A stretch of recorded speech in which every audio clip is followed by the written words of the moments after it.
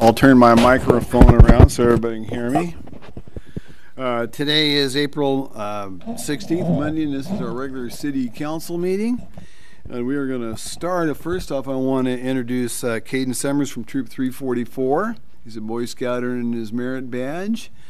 And our Counselor Brandy Sullivan and Caden are going to lead us in the pledge, everybody. So, Brandy. I pledge allegiance to the flag of the United States of America and to the republic for which it stands, one nation, under God, indivisible, with liberty and justice for all. Thank you, Caden and Brandy. And with that, I've got several proclamations. Tonight's a fun night. We got a whole crowd here this evening, which is exciting. And the first proclamation that I would like to read is the Arbor Day Proclamation. Whereas in 1872, Julius Sterling Morton, who became the Secretary of Agriculture under President Grover Cleveland, proposed to the Nebraska Board of Agriculture that a special day be set aside for planting trees. And whereas the resulting holiday, Arbor Day, was first observed in that state with the planting of more than 1 million trees. Whereas Arbor Day is now recognized throughout the nation and the world, reminding us that one person's initiative can make a lasting and meaningful difference. And whereas the city of Moscow and the Moscow Tree Commission are committed to a community forestry program that supports a safe, healthy, and attractive urban forest. And whereas trees are renewable resources that yield fruit and nuts for food and profit, wood for construction, fuel for warmth, paper products, and a wide variety of other goods and materials.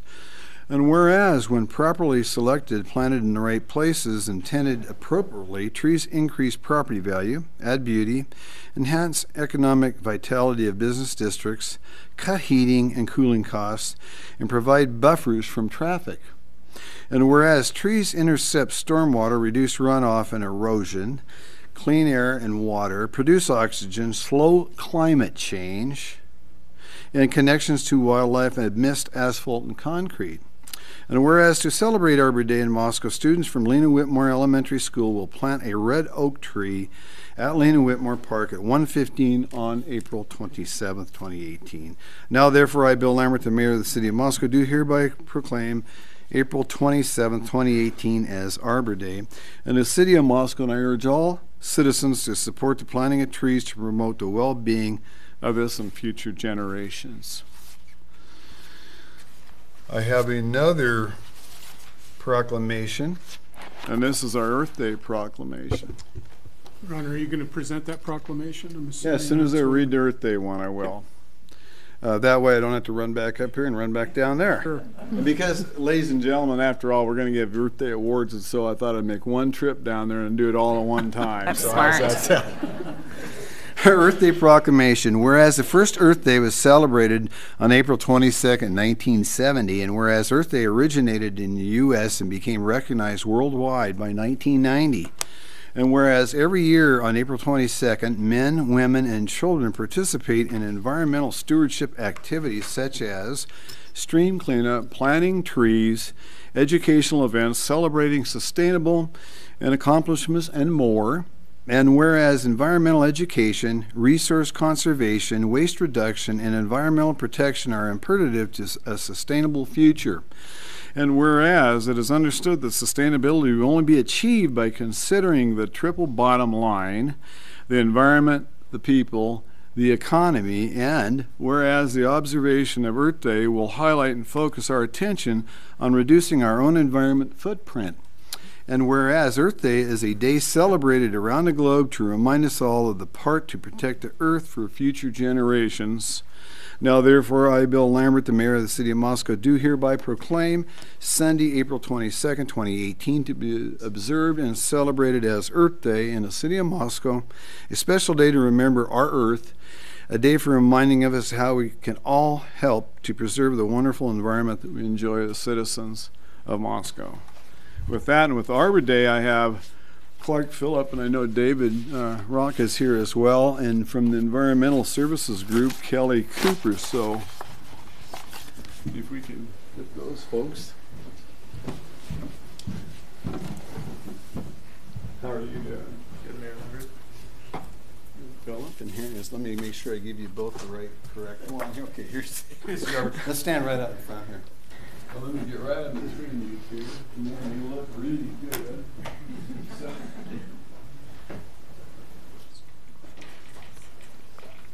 let's do one more. Go to the left, Gary. What's that? Why don't you move them to the left? Yeah, Kelly's getting blinded. There we go.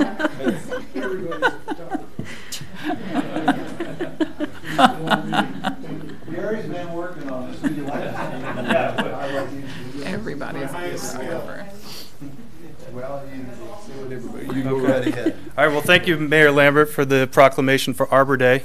We look forward to seeing you at Lena Whitmore Park on the 27th at 1:15, where over 270 other students from the school will be assisting, each with shovels.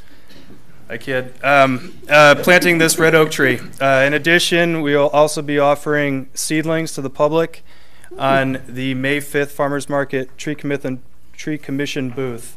So there'll be seedlings, a couple different seedlings for the public to take and plant in their yard or tree lawns. And I will be there. Thanks, sir. Yes, indeed. You bet. Kelly? Well, thank you, Mayor, for the proclamation. And we've been doing things all month to celebrate Earth Month, but specifically on Earth Day, we will be showing a movie at the Kenworthy, if anybody would like to come down and watch Wings of Life. Thank you.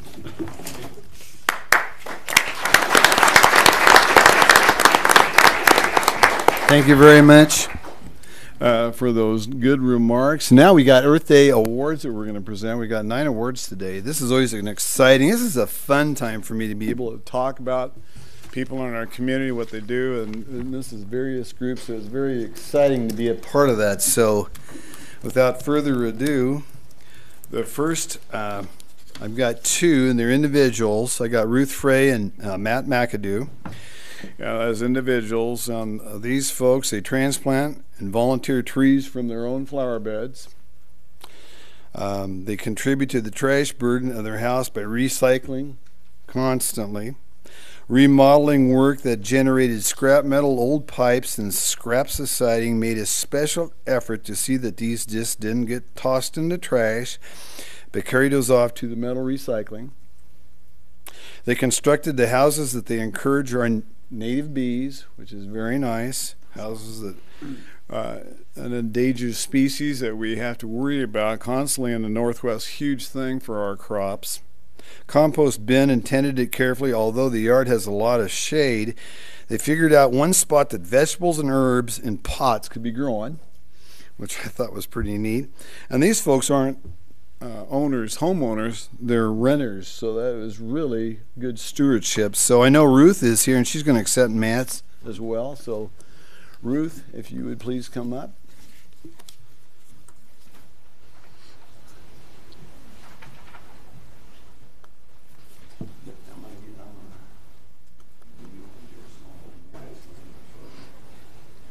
Matt's better looking than I am, I'm sure, Ruth, so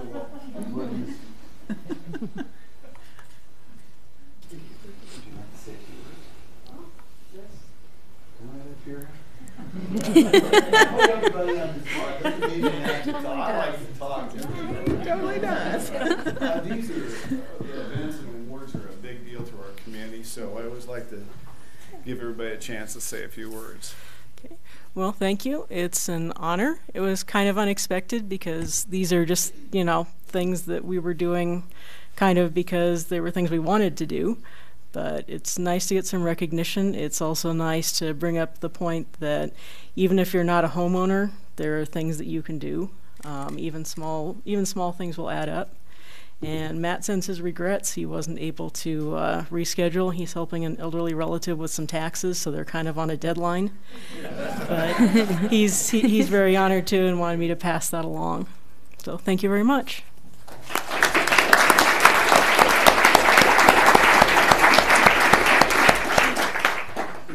Thank you, Ruth and Matt. And the fun thing about it, Ruth came up and she said that what her and Matt do, they just do naturally. They don't have to think about it. They just make it happen. They just do it. And that's what's wonderful about that.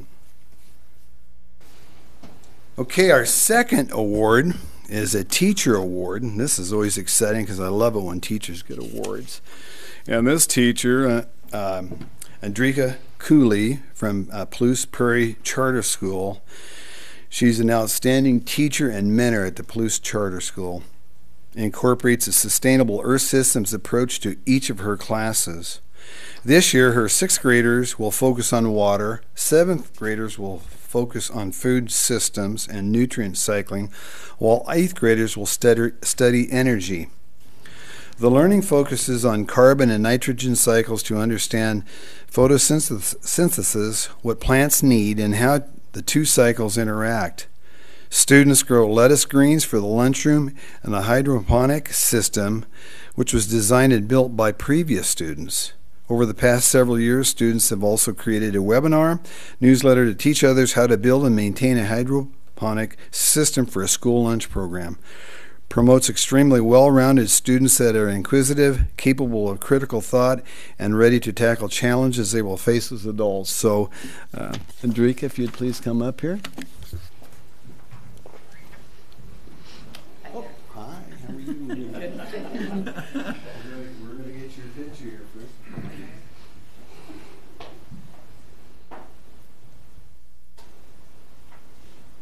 Ready? Gary is going to be an expert at taking photos. If you'd like to speak for a few moments. Well, I guess I will say thank you. I know this nomination came from Stephen McGeehan, and I guess I appreciate the value. I think everybody here, we all value education for our kids, and it is amazing when you give kids tools to really think about the problems that they're going to need to be facing and solving as adults. They love to jump in with both feet, and I'm actually really excited for the upcoming generation that we have. We definitely are. We have a lot of leaders that I think are coming up. As any of you guys know who work with kids, you guys know that. But thank you for this. This is an honor.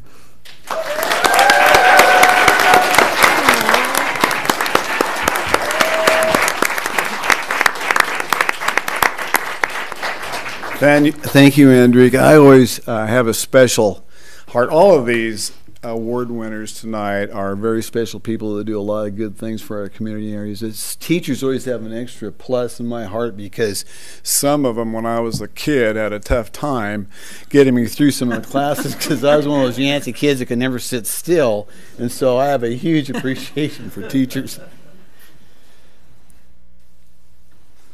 Okay, the next award is for business, and this is Paradise Creek Bicycles, TJ Clevenger. And Paradise Creek Bicycles promotes cycling as a viable choice throughout the Palouse community.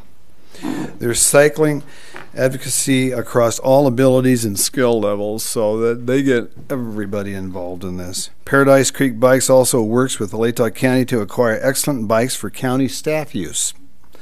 This program encourages staff members to use bikes for short trips, thereby reducing fuel use, vehicle emissions, and promoting personal health and fitness. So with that, TJ, would you please come up?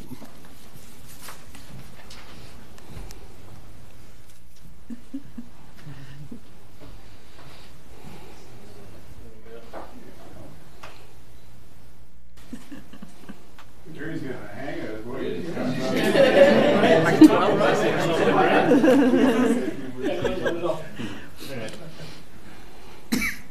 So I moved to Moscow 20 years ago and got my job at a bike shop. And it was fairly quickly apparent that the one thing I had in common with every person in Moscow and pretty much every person I knew is that they could share a bicycle story with me. They could tell me a story about pushing a bicycle with a flat tire. And so I got to thinking about it, and I was like, well, how many people can't tell me that story? And then I thought, well, how many people can tell me that story without smiling? Nobody can do it without smiling. That's a core thing for people, is this source of transportation that the bicycle provides. Think about this statement a little bit. It's a unique combination of circles and triangles that develops the relationship between each and every person in this room. And so because of that, it is the most efficient means of transportation known to man. And I feel really good about passing that message along to everybody and trying to get kids from 5 years old all the way up to 105 years old to ride a bike with me. The bike doesn't really care who's riding it. It just wants another story. And so my job as a businessman is to get that story from people, to share that with them, develop that relationship, and make them into good stewards of transportation. So that's all I got to say.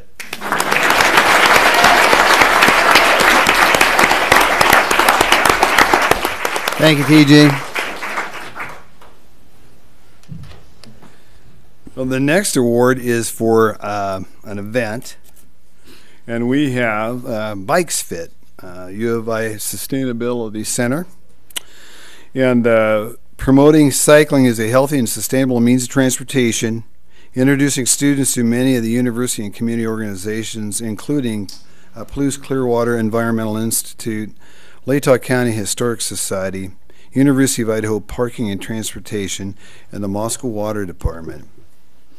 Event allows attendees to receive a free bike tune-up and guidance on local biking opportunities from mechanics representing the area bike shops. Overall, the Bike Fix and Sustainability Showcase is an excellent event to bring university students and community members together to illustrate the many earth-friendly opportunities available to all. With that, we got Kelly Cooper here accepting this on behalf. You're going to have to speak twice, Kelly. That's okay. I'm not prepared this time.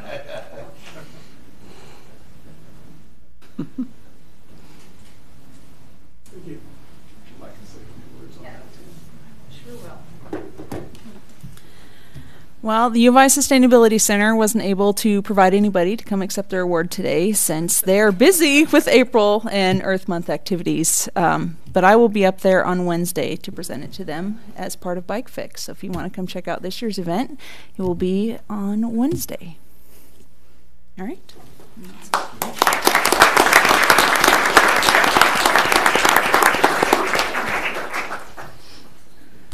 Thank you, Kelly. Now we have nonprofit organization, and this nonprofit organization goes to Gritman Medical Center Green Team. This is an employee-led and administration supported by the Green Team. Gritman has diverted more than 30,000 pounds of material from landfills since 2017. They've diverted that. So that's, you look at that and you think, well, that is a big thing, keeping that out of the landfill. The Green Team also added the following programs in 2017: single stream recycling, hospital supplies reprocessing, tin and aluminum can recycling. Gritman's hospital supplies reprocessing works with Stryker, an outside agency, to recycle selected medical equipment when possible. In 2017, this diverted more than 1,471 pounds of waste from the landfills. The Green Team is excited to provide up-to-date environmental management practices in the Gritman solid waste system and encourage practices throughout the hospital and its medical office buildings. With that, Sandy Crooks, and I believe there's two others. Okay, well, bring everybody up. Bring everybody up.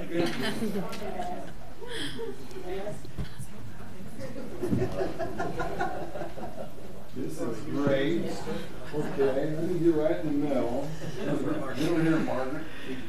And we'll just squeeze in here. Is this going to work? Oh, yeah. Okay, great.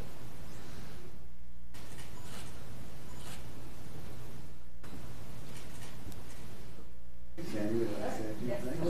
All right. Does anybody else can speak too? But I'll let Sandy. Hello, and thank you. Thanks, Bill. You're welcome. Thank you for this award. The Gritman Medical Center's Green Team has worked hard since March 2017 to not only provide the programs that Bill just talked about, but we also do electronics recycling and a plethora of other recycling. I won't bore you, but we have diverted way more than that, actually. And with the help of Moscow Recycling, Latah Sanitation, and their direction, and a few strings that I'm able to pull with Andy, they've been very helpful and very accommodating. And the last time we made our last recycling dump, that would be from Derek Nordio there, the last time we made that dump, the comments were that our recycling is almost pristine. It's really clean, and that goes to say for our employees at Gritman Medical Center. I get my companies confused. At Gritman Medical Center, you know, they're very aware. We try and make them aware gently to recycle and to recycle clean. It's so important because we don't want that stuff being rejected and then going back to the landfill, which just, you know, defeats the whole purpose. So thank you very much for this honor, and I hope to see you again next year.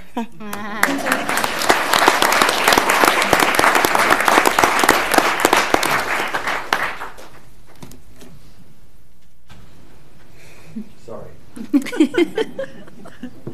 Have to have a little swig of water. Sandy, thank you. You and Gritman, Team Green. Yes. Yes, thank you very much. Okay, the next award we have goes to the city department, the City of Moscow Fleet Department, and this is amazing. Eco Driver program. They've instilled this, and it has hugely been successful. Been a leading driver in the city's efforts to reduce greenhouse gas emissions. The maintenance of our fleets also plays a role in the fuel use reductions that have been realized, since a properly maintained piece of equipment runs much more efficient than one that is not. Since the program was implemented here in the city has reversed a trend from increasing fuel consumption by 4% a year.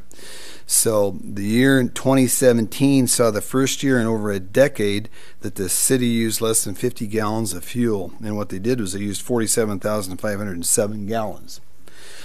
2017 fared even better with an additional reduction of more than 3,000 gallons.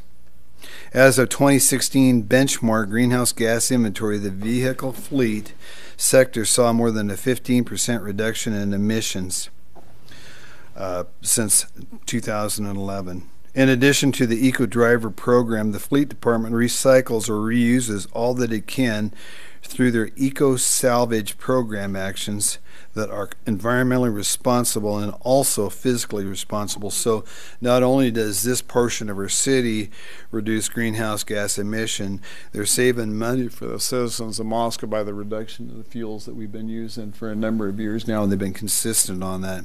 With that, I've got Rick Benjamin here to receive this. Rick, you got any? Come on up. You got anybody you want to bring up with you? Yeah, Tyler's going to come up too. That's a shock. I'm shy, Gary. Thank you, Mayor.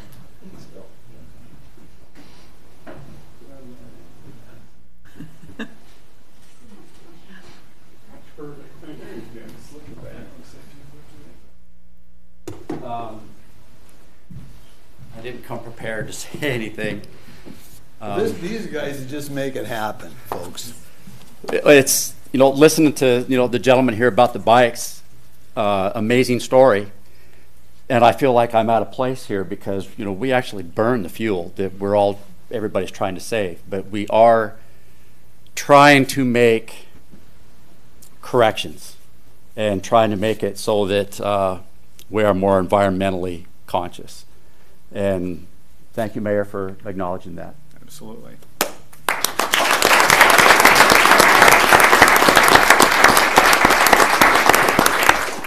Whenever I give these awards out, and I like to brag on everybody that's a part of our environmental footprint here in the city of Moscow, and I'm especially proud of what our city does and the city employees do. And Rick, he's one of the maintenance guys that makes sure everything is tuned up and just gets it done. And for all of us folks, that's what it's all about, is getting things done.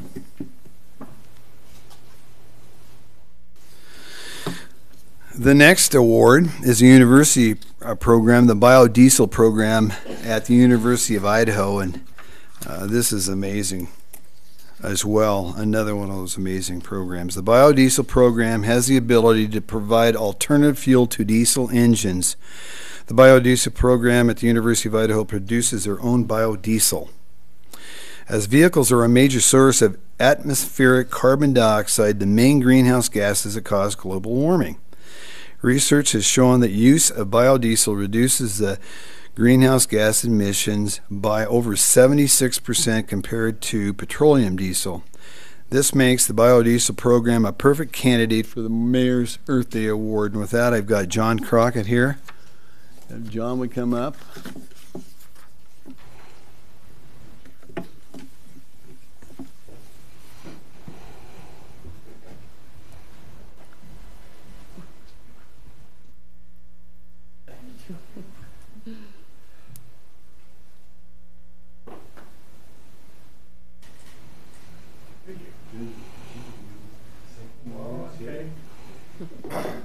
Well, I work with some real smart people at the university, and they came up with a great product. It's a worldwide product. In 2016, we consumed about 8.8 billion gallons of biodiesel, and it was all developed right here at the University of Idaho. So thank you for that recognition.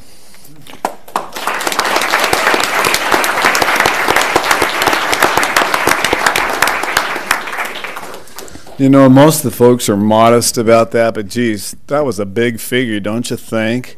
Here, our good old University of Idaho, right here is where it's made, where it's done, and we can all be very, very proud of that. Thank you so much for that biodiesel program that you folks at the university have worked on for a number of years now.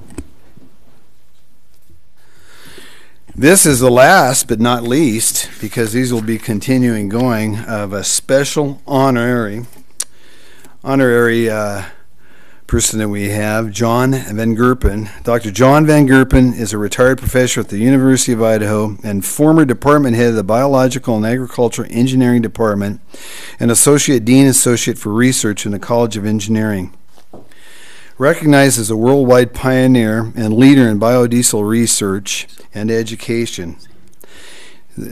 John's been very instrumental in having about 9 billion gallons of biodiesel consumed worldwide last year, resulting in a significant reduction in greenhouse gases and other harmful emissions. Well, I'm going to repeat that, 9 billion gallons. That's an amazing amount of diesel, while at the same time improving engine performance and extending the life of diesel engines. Dr. Van Gerpen's work and achievements have brought momentous environmental, social, and economic benefits to all of us. So, Dr. Van Gerpen, if you'd come up here, sir.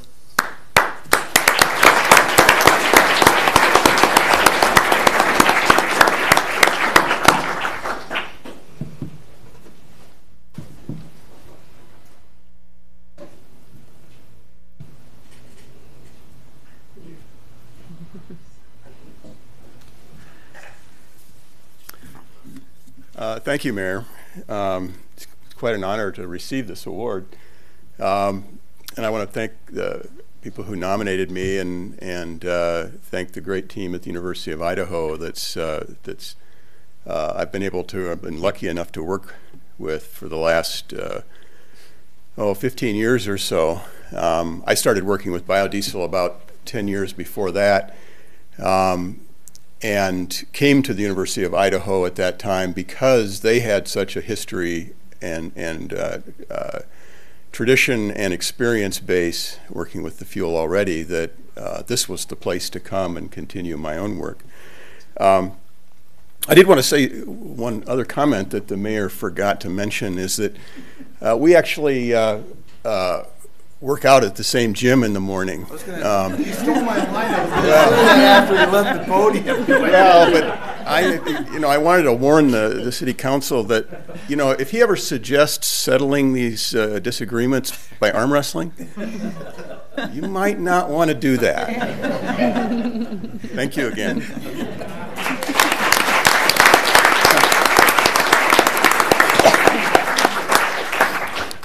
Dr. Van Gerpen is very much, and I just call him John. He's down there at the gym. We see each other all the time down there, and it's always kind of a fun thing to do. But boy, that 9 billion gallon really sticks to my mind, ladies and gentlemen. Now, think about this. We had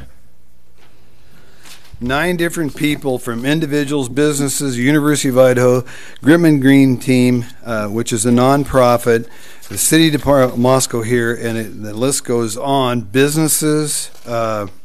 Hey, how about giving everybody a round of applause?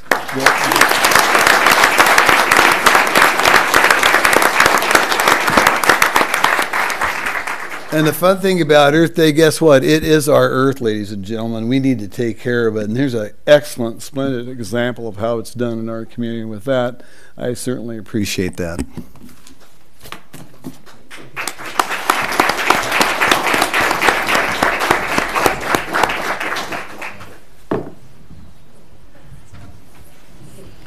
Everybody leaves us. Yep. They don't want to hear the consent agenda?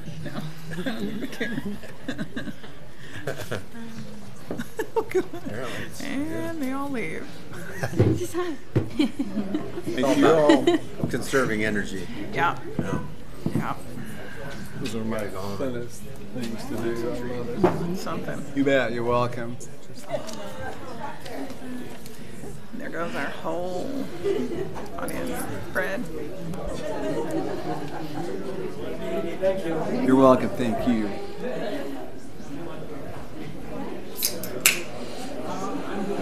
Okay, with that, I will move on to the consent agenda.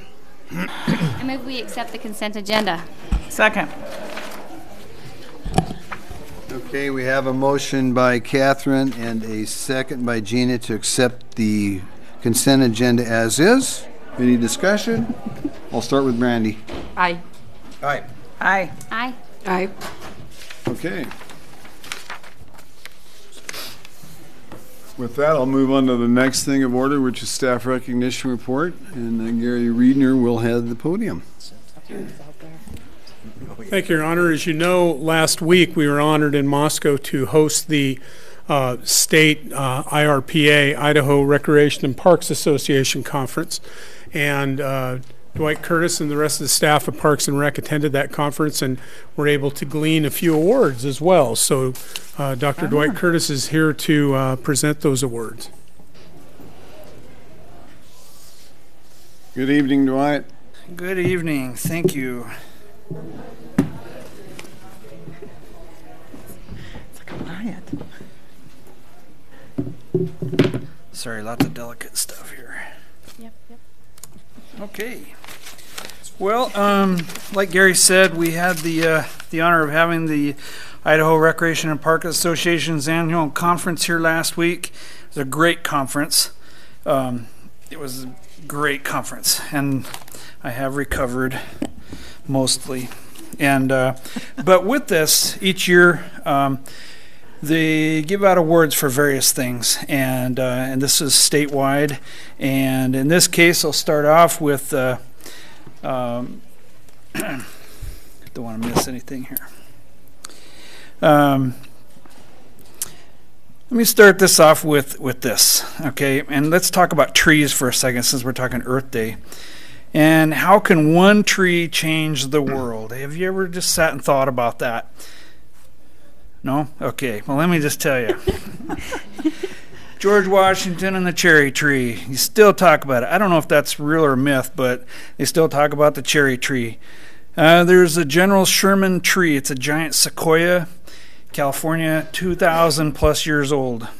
Now, I don't know if somebody planted that tree, but it's there, and it's been there for a long time.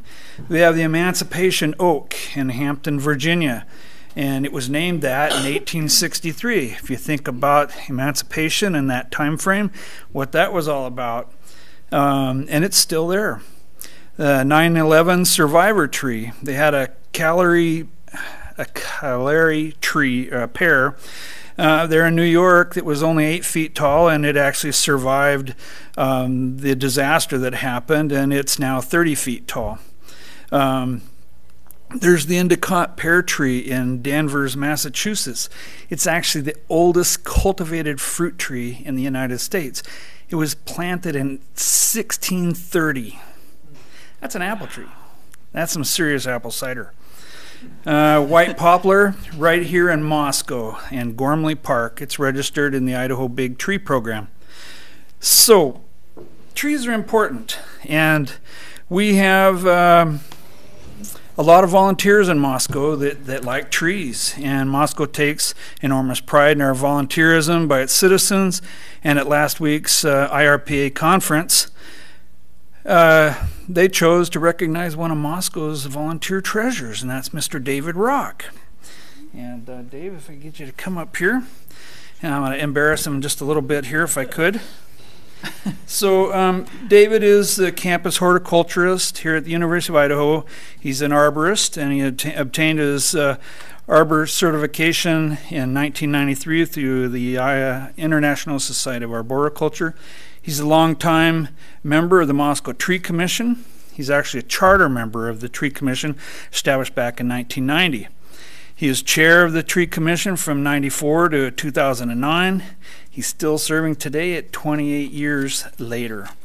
He was instrumental in developing the City of Moscow's Community Forestry Ordinance, development of the arboricultural specifications and guidelines, co-editor of the Street Tree Planting Guide and some revisions. He's also a mentor to the city's Community Forestry Administrator and the Tree Commission. He's conducted many trainings over the years to city personnel in the parks and streets. And from 2004 to 2014, he's presented over 4,200 students. He's presented to over 4,200 students here in the City of Moscow area on Arbor Day. And he's also won the Orchid Award for the Moscow Historic Preservation Commission and for his work in protecting the iconic Camperdowns elms from Dutch elm disease, and that's along Campus Drive on the campus. And in 2008, David was awarded the Service to Commissions Award by the mayor. And David is truly an asset to the city and the community of Moscow. And I just threw this in because I think it's so true. Volunteers don't get paid because they're worthless, but rather they get paid because they're priceless. And if you could please help me thank David for all his volunteer service years on the Moscow Tree Commission as we present on behalf of the Idaho Recreation and Park Association the Citation of Merit Award as the Outstanding Individual for 2018.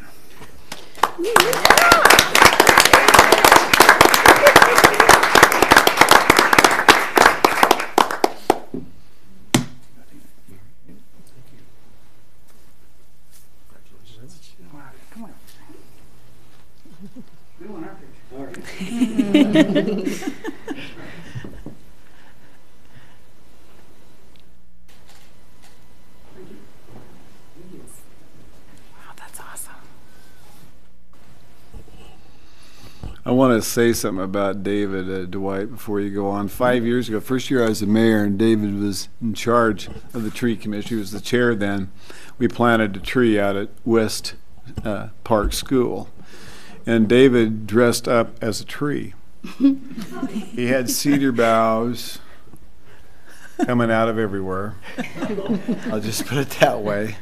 And it was so much fun because the first and second graders that came out, and David made it very, very entertaining for them. And not only did I think it was perfect example of getting kids interested in trees and what trees were all about, but I'll never forget that, David. That was a special moment for me, and I've been to a number of the Arbor Day things. I'm going to be one at Lena Whitmore School this year. But yeah, it was absolutely amazing. I just had to share that. So I'm tickled to death, and there's nobody I can think of that would deserve that award in the city of Moscow more than you. Okay, Dwight. All right, well, thank you. Well, this one I'll keep a little bit shorter, but it's also important, I think. For decades, the city of Moscow and its citizens have debated whether or not to have a downtown public restroom. And 100 years, David, or Dwight. Yes, it was back when they planted that giant tree in Gormley Park. So anyway, and on May 6th of 2017, just about a month ago, the restroom facility at Friendship Square was officially open to the public. And so we're going into this, getting ready to start into the second year. It's still doing its job, and I have not heard from anybody since that was opened that said that they thought it was a bad idea.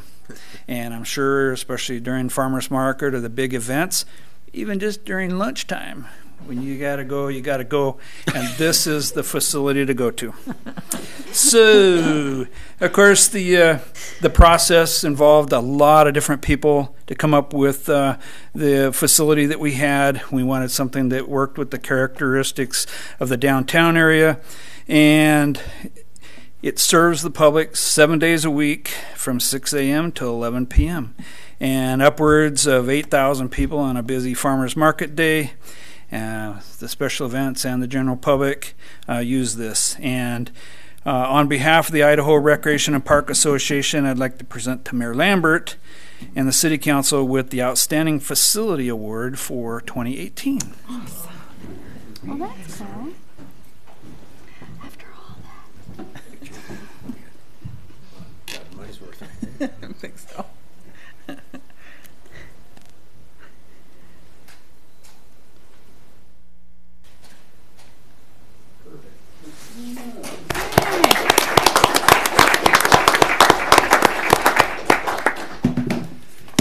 I have to share a story. I had mentioned something that took 100 years to get a restroom in downtown Moscow, and Dr. David Pierce researched that and told me I couldn't believe it, but it was 100. Actually, was 100 years, and I've got to confess. 2 weeks ago, Dwight, I went in that bathroom just to check it out to see if it was nice and clean and how it looked. And I do that periodically, but I did it 2 weeks ago, and whoever keeps that clean is doing an outstanding job. And I feel kind of guilty about not mentioning that to you yet. But I was in here 2 weeks ago because I thought, you know what, farmers market's coming up pretty soon. I want to just kind of go in and see how the folks are doing and keeping it clean. It looked great. So, and you're right, we haven't had one complaint that I've known about, and it looks like it's been there for a while. I mean, it looks like part of downtown Moscow. So, thank you, Dwight, and for the team up here. I don't know where we're going. I'll put it over here.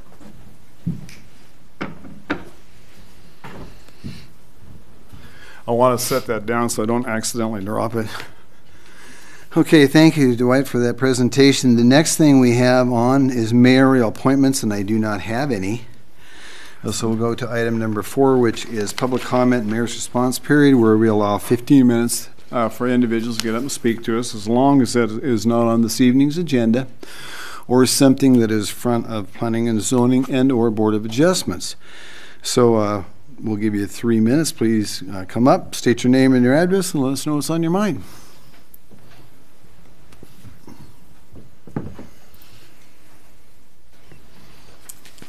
Margaret Dibble, 1131 Jackshaw Road.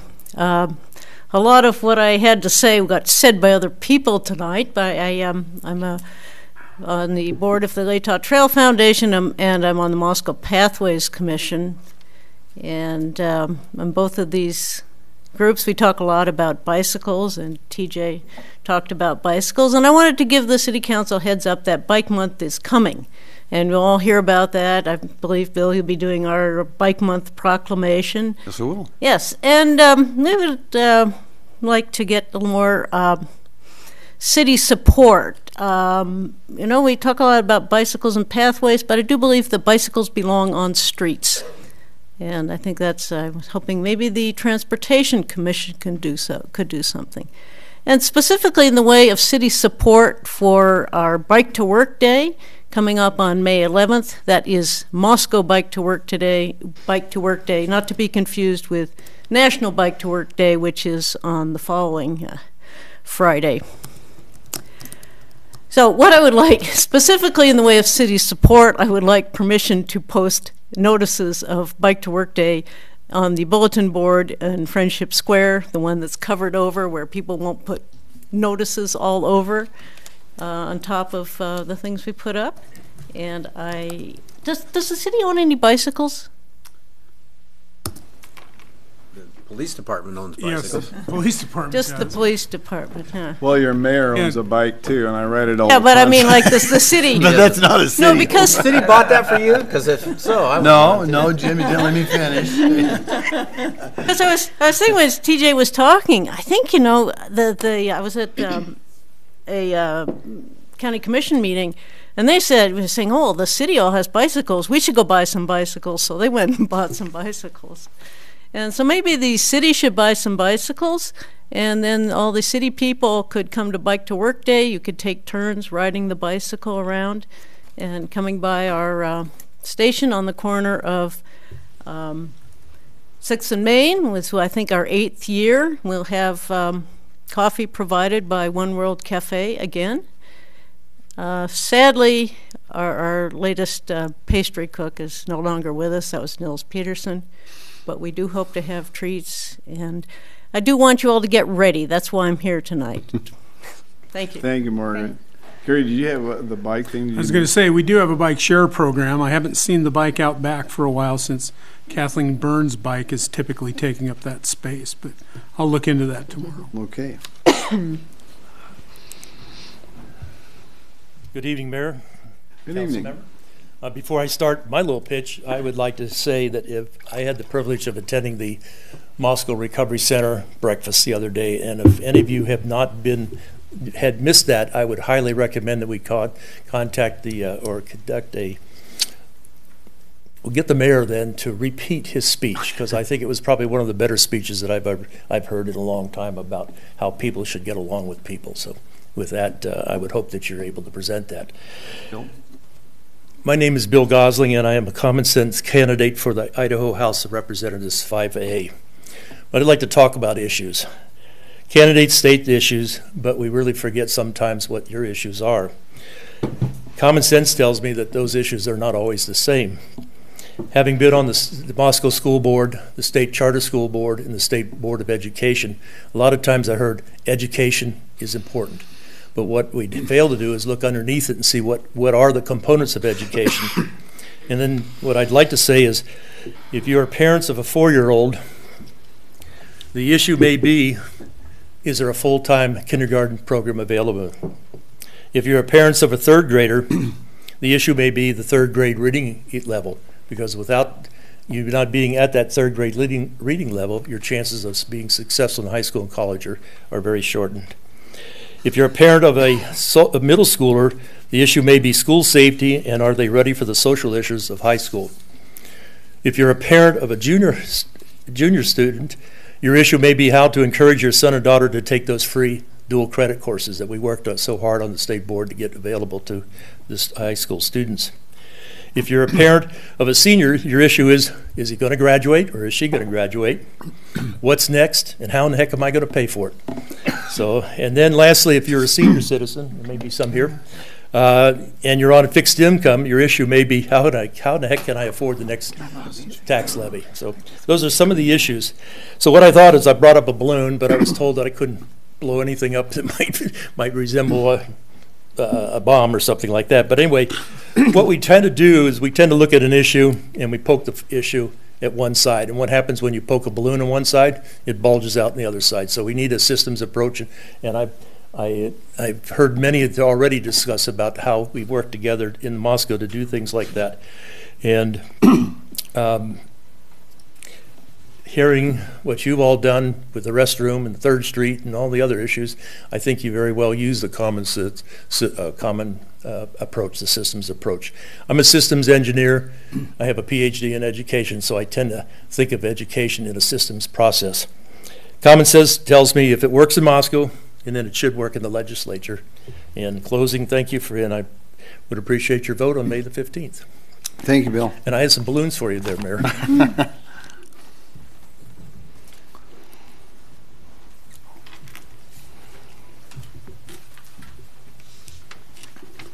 Good evening. Joanne Manita, 203 South Howard. The report of Moscow Commission Citizen Survey was recently made public, and there was only one question from the Historic Preservation Commission. It said, road improvements should preserve historic integrity and neighborhood character. over 35% of the respondents agreed, and another over 35% strongly agreed, making a whopping 74%, which is one of the biggest agreements in the whole report. And I think this finding is pertinent since the city is currently working on planning and design of the 3rd Street Bridge and concurrent safety features for East 3rd. We were off to a great start on this thanks to the mayor's leadership and Catherine Bonzo's participation with the subcommittee on planning and calming. And then this went to Transportation Commission. You had displays, you had an open public meeting. Fantastic. And through all that, the public helped to choose the best traffic calming and bicycle plan that they thought would fit. But I don't want us to lose sight of the other important design features that were discussed by that subcommittee. They included lighting design, designs for the 2 medians, one at both ends of 3rd Street, and crosswalks, possible landscaping, all to ensure the integrity of the neighborhood, such as discussed in that question. And in these discussions, it was also pointed out that the bridge is part of 3rd Street. You can't plan for one part and then just slap a bridge down and not think about that. So that's what I'm here to talk about today. The bridge design is important in itself and also to ensure compatibility with the rest of the street. I'm thinking of railings, lighting, other art features that could be added to the bridge. None of this has been discussed so far. I'm on the Public Art Committee of the Moscow Arts Commission, and I keep asking about, is there going to be any public art? No answer. Nobody seems to know. So I know that I think we're going to have a report from UI and WSU students who took part in a 4-hour workshop on design. They're going to give us some of their ideas. And I think that's very valuable. We may take them or we may not, but I'm appealing to the council and the staff to think about the design of the bridge before it's too late and how to make it work with the rest of what Catherine kept calling 3rd Street Boulevard. I just love that term. I know Les has got his hands full just trying to get the bridge to work and get the stream to make it work for the stream. So I'm looking to the council and to the various commissions and the rest of the staff to work on the design features, not just to have a slab of concrete, to make something we can be proud of. Thank you. Thank you, Joanne. Gary, would you want to, the Wazoo thing we got coming up in a week, is that next week? Yes, sir. We'll be following the Public Works Finance Committee next Monday, likely at 5:30 or 6 o'clock. We're still talking to Dr. Romani to determine when that will be. The format of it, talking to him about how his students would like to have their displays up and explain what's going on. I would note also that I've inquired of Les about the design of the 3rd Street Bridge, in particular the arts components and the railing, and he's indicated that they've engaged Kathleen Burns of the Arts Commission on that. I'm not sure where that is, Joanne, as far as engaging the Arts Commission on that as well. So I can make an inquiry of Kathleen and find out where that is as well. But that has been discussed. Okay, thank you very much. Anybody else want to come up and chat with us? Okay, with that I'm going to... Oh, come on up. Come on up. This is Nicole. I was kind of counting on you, Nicole. But I came through. Yes, you did. Hello, everybody. I apologize for my voice, but I've met a handful of you, but I wanted to briefly introduce myself. My name's Nicole Skinner, and I was recently elected to serve as the student body president for the University of Idaho for the upcoming academic year. And one of our main campaign points was improving communication with City Council. And so I'm really excited to see that throughout this next year. And I'll hang out a little bit after to mingle with you. But I think there are a lot of great things that we could accomplish together. And we're also going to change the obligations of our community outreach director. It's now going to be a responsibility to attend all City Council meetings. And I think there are a lot of other meetings we can schedule outside of that. So Yes, thank you. And Nicole, you brought somebody with you too back there. See Jake, that Yes. guy back there. So you go ahead and introduce who he is. He doesn't need to get up and talk, but he's part of the ASUI as well. He is, yes. This is Jacob Lockhart. He's currently serving as an ASUI senator with me. Yes. Okay. Well, thank you. We had a soiree last week at the university. I was there as well as Ann and Brandy Sullivan, and Art was there as well, and city staff, and we had leadership from the university as well as all the ASUI, and I was very excited when Nicole came right up to me and introduced herself to me, and I really love that fortitude that you have about coming forward and not being afraid. And I was excited because she said, we're going to come to the council meetings. I said, that's terrific. We'd love to have you. And, you know, the university is such a big portion of our town, and one of the things I always say to students is we want to get them involved. We want to see them, and we want to know what's on their minds. And after all, the millennials are those that are going to be running the show 20 years from now. And that's what I told Nicole and others here that evening, and that's just the way it is. So that's exciting to see, and so I'm looking forward to seeing you. And we'll have meetings also in the mayor's office with the city supervisor, Jen Piffner, and myself, and hopefully you and that new person that you met and mentioned is the outreach, Nicole. So your voice will get better. It'll clear up for you, too. Her voice is much better than that. She got a little bit of laryngitis or something. No, I literally have laryngitis. Yeah. Thank you for braving it out here this evening, man. Awesome. Thank you so much. You're very welcome.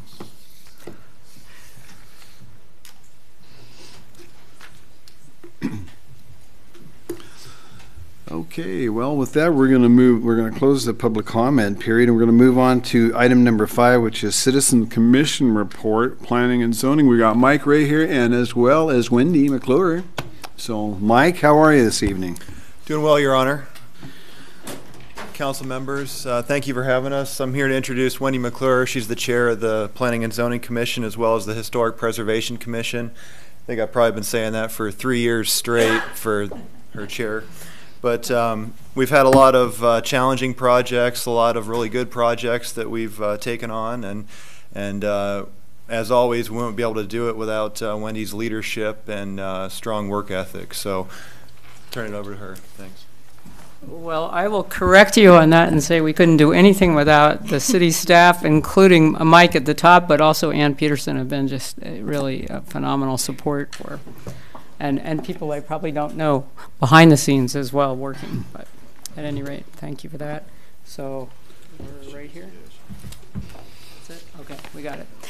So good evening, Mayor Lambert and Council. Thank you for letting us update you on what the Planning and Zoning Commission has been up to. We've had a lot. I was looking at the report that Mike put together actually and thinking, did we really do all that in this 1 year? At any rate, starting with, we always have some turnover during the year, and we have 2 new members, Victoria Seaver and Mike Nelson. Victoria was a loyal member of the audience for many years, and she would come during our period of public comment. Now that has been reduced by at least 50%. We need somebody else to take her place. So we're glad to have her on board, as well as Mike Nelson. Okay, and so I'm going to just tell you a bit about our recent and current projects. Starting with a subcommittee that formed to look of community members, business owners, etc. And we looked as a committee at the city's parking standards for off-street, and then that went back to planning and zoning, and we ended up revising some of the standards to allow some discretion by staff instead of requiring conditional use permits, providing incentives, reduced parking demand with appropriately provided bicycle parking that's covered, etc., and removing some inconsistencies, and also just working on the landscaping standards and making them more clear and easier to use for larger parking lots. So you can see graphics, picture, several of us are architects on the commission. We all believe in a picture being worth 1,000 words, and certainly the staff has come up with these illustrations to really help people as they look at the off-street parking standards, and it really does help to just see it right there instead of reading a bunch of words about it. So that was part of this initiative. Then another one that's the use table ordinance. Oh, and I forgot to say that Ann Zabala is our new representative this year, so she's learning about what we're up to. But I really appreciate this one in particular. Our zoning code required a lot of plowing through it from page to page and section to section and we've really tried to clean it up. Mike has put a lot of hours into this and brought it before us many times, but looking at taking the zoning code from a narrative to a table format makes it so much easier to use. Many jurisdictions have already used this, and it works really well. Restructuring certain sections, converting, using the terminology that's consistent with the North American Industry Classification System, and which is a standard that's used by the U.S. and other countries to define business establishments, and to just work with a consistent and clear use of definitions. So that it's more understandable. So you can see an example here of what our land use table looks at, where you see along the top line, for example, in residential uses, you see all of the zones, and then below that you see, I mean all the way across all of our zones, I'm sorry. But then also, like a P, you could look at it immediately and see that P means permitted, C means conditional use, and et cetera.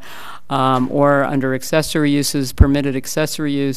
So you can just look at this without having to dig through many pages and chapters of the zoning code to figure it out. It's all kind of one-stop shop.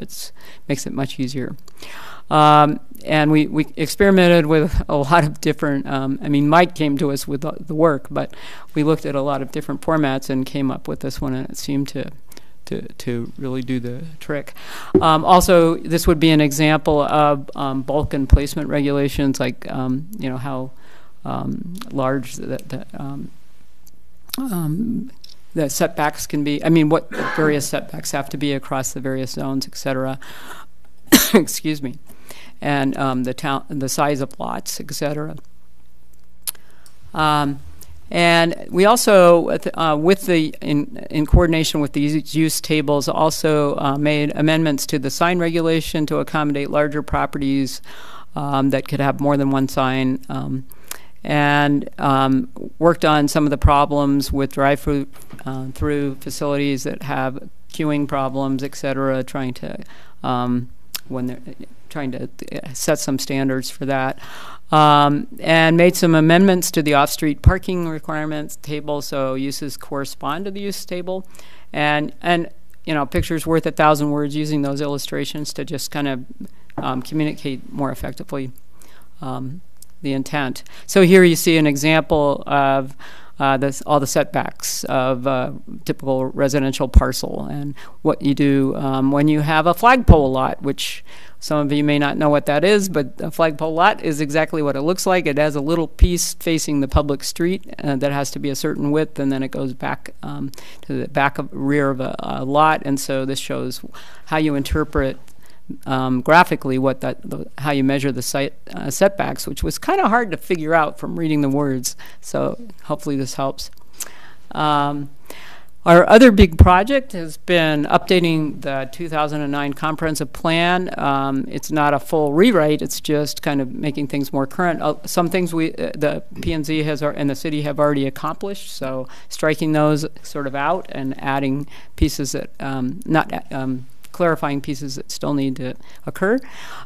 We've gone through the plan now, I think twice, right, Mike? Completely, chapter by chapter. Each meeting is sort of dedicated to a chapter, and that's been over a year. And we have a public open house scheduled for sometime in May, so people can understand what the updates involve. And significant future projects include looking at how do we handle short-term rentals in Moscow? Not over 30 days, presumably, but the short Airbnb and VRBO. Nils Peterson has come to us several times to talk about his initiative research with tiny homes, and we've been trying to educate ourselves on what that really means. And we will begin really fully discussing the issue in upcoming meetings. Also, our subdivision ordinance. And I believe that city staff planning staff will be in dialogue with county planning staff regarding the area of impact and renegotiating that. That's the boundary around the city, for those of you who don't know. That's kind of the neutral zone, maybe, how you might call it, I don't know. But anyway, an area where the city certainly has impact, but it's not within the city limits directly. So. We also have and this is something anybody in the audience is welcome to look these readings up. When we have time in our schedule, we try to do some continuing education or look for articles that relate to whatever topic is before us or coming up before us.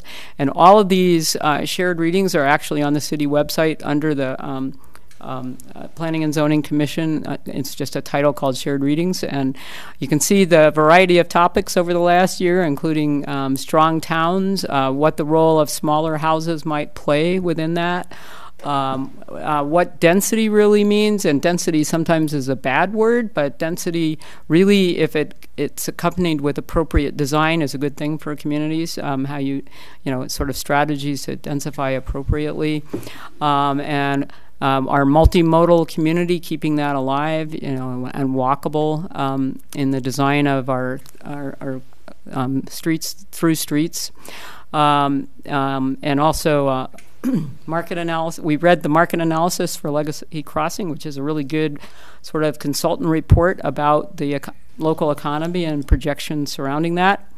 And also, what happens when malls start to die? How can they be revived? Looking at lots of examples around the country where they've been revitalized by rethinking not the sort of approach we've used over the last 30 years, but what the future is calling for. So that's it in a nutshell. I'm happy to take any questions.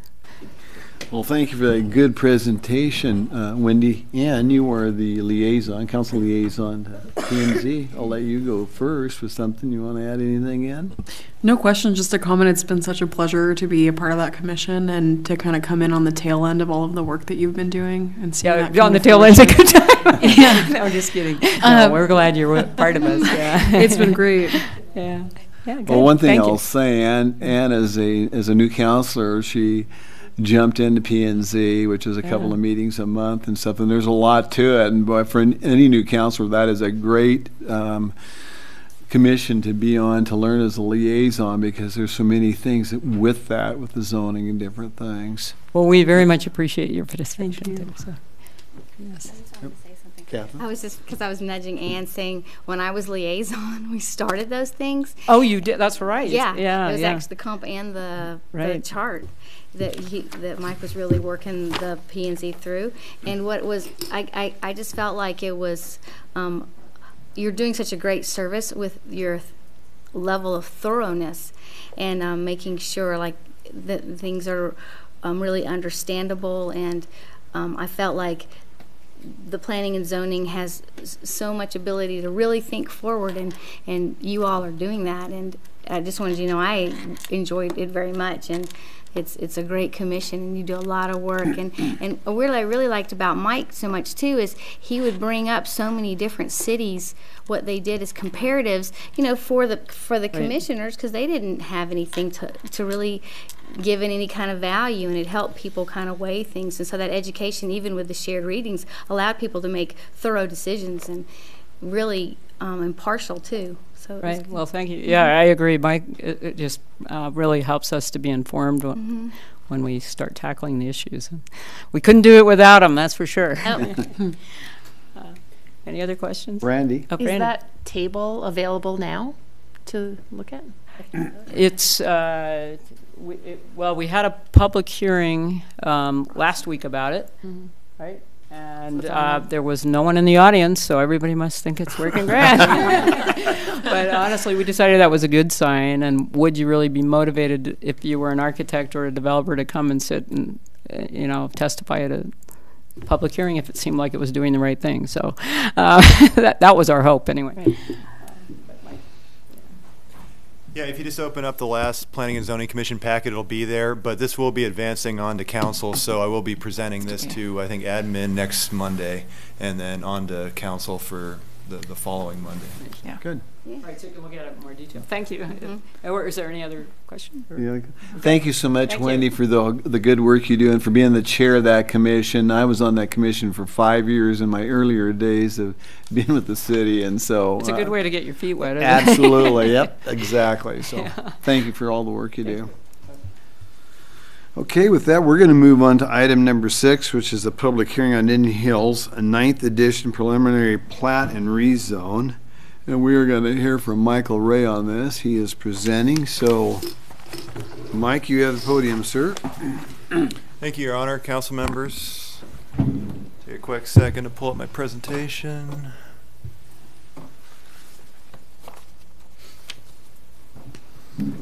So before you tonight, we've got a public hearing, really two components. We've got a rezone and a preliminary plat.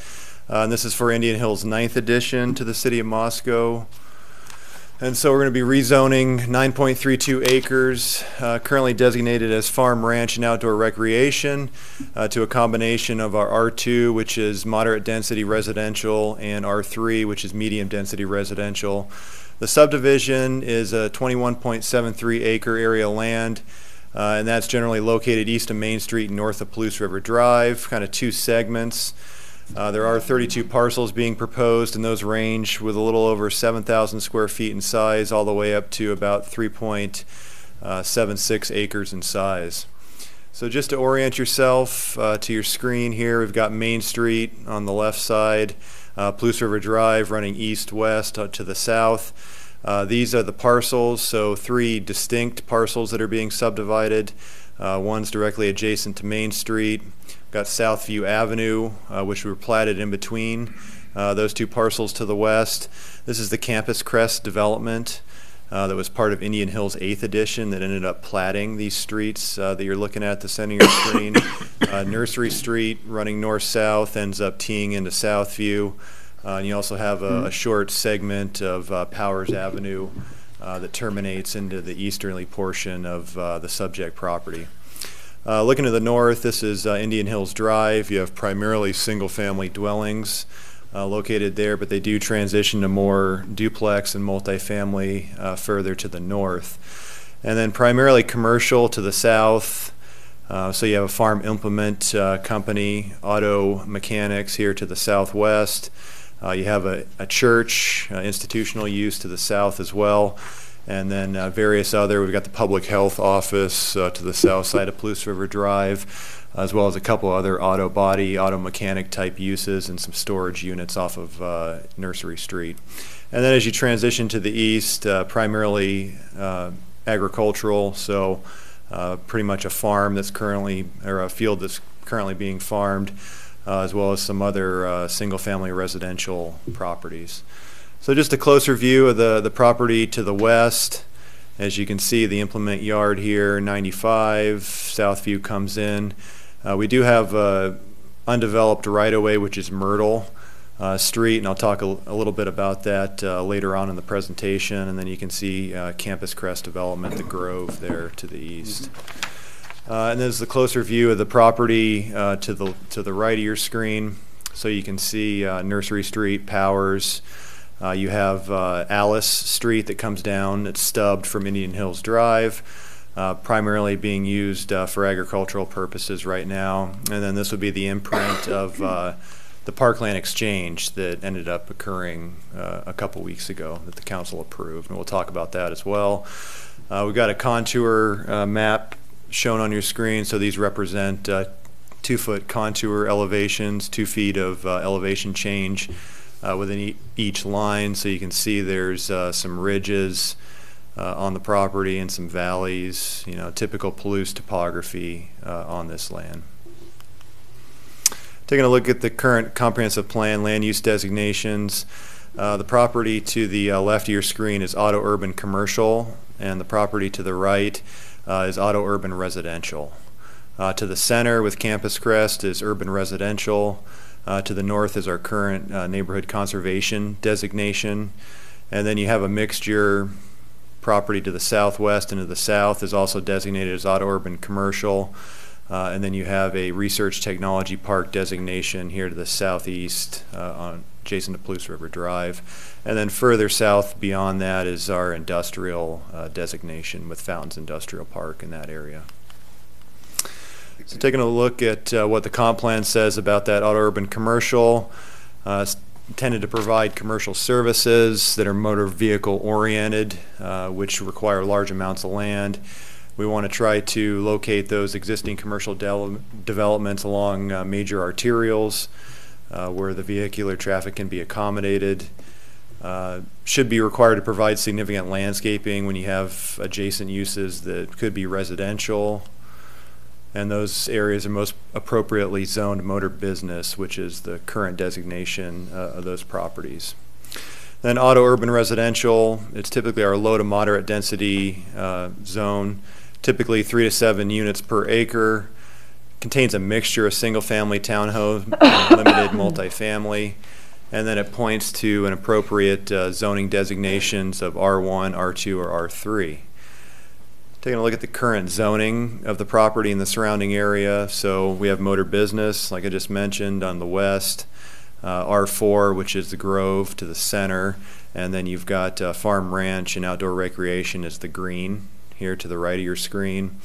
Up north along Indian Hills Drive is the R1, which is our lowest density single family residential zone, and then you have a mixture of some R3 and R2 there to the northeast.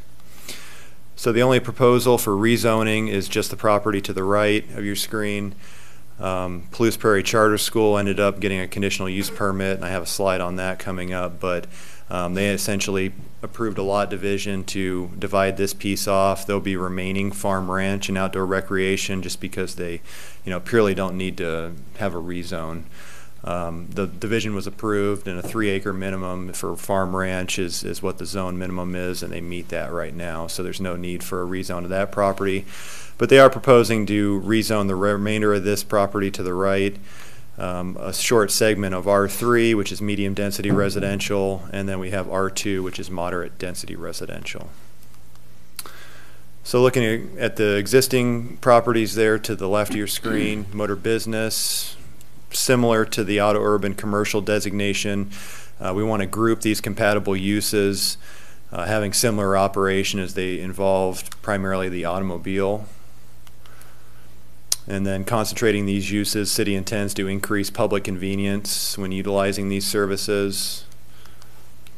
And then this is a wide variety of commercial services that are allowed within this zone, anywhere from retail enterprises, office, eating and drinking establishments, printing and publishing houses, religious institutions, residential uses, hotels, motels, off-street parking facilities, kennels, storage facilities, laundromats, light manufacturing. So really just a wide variety of commercial uses and some residential uses within that zone. So looking at our proposed zones, R2, moderate density residential, the zoning code points to appropriate locations and circumstances where it should be applied.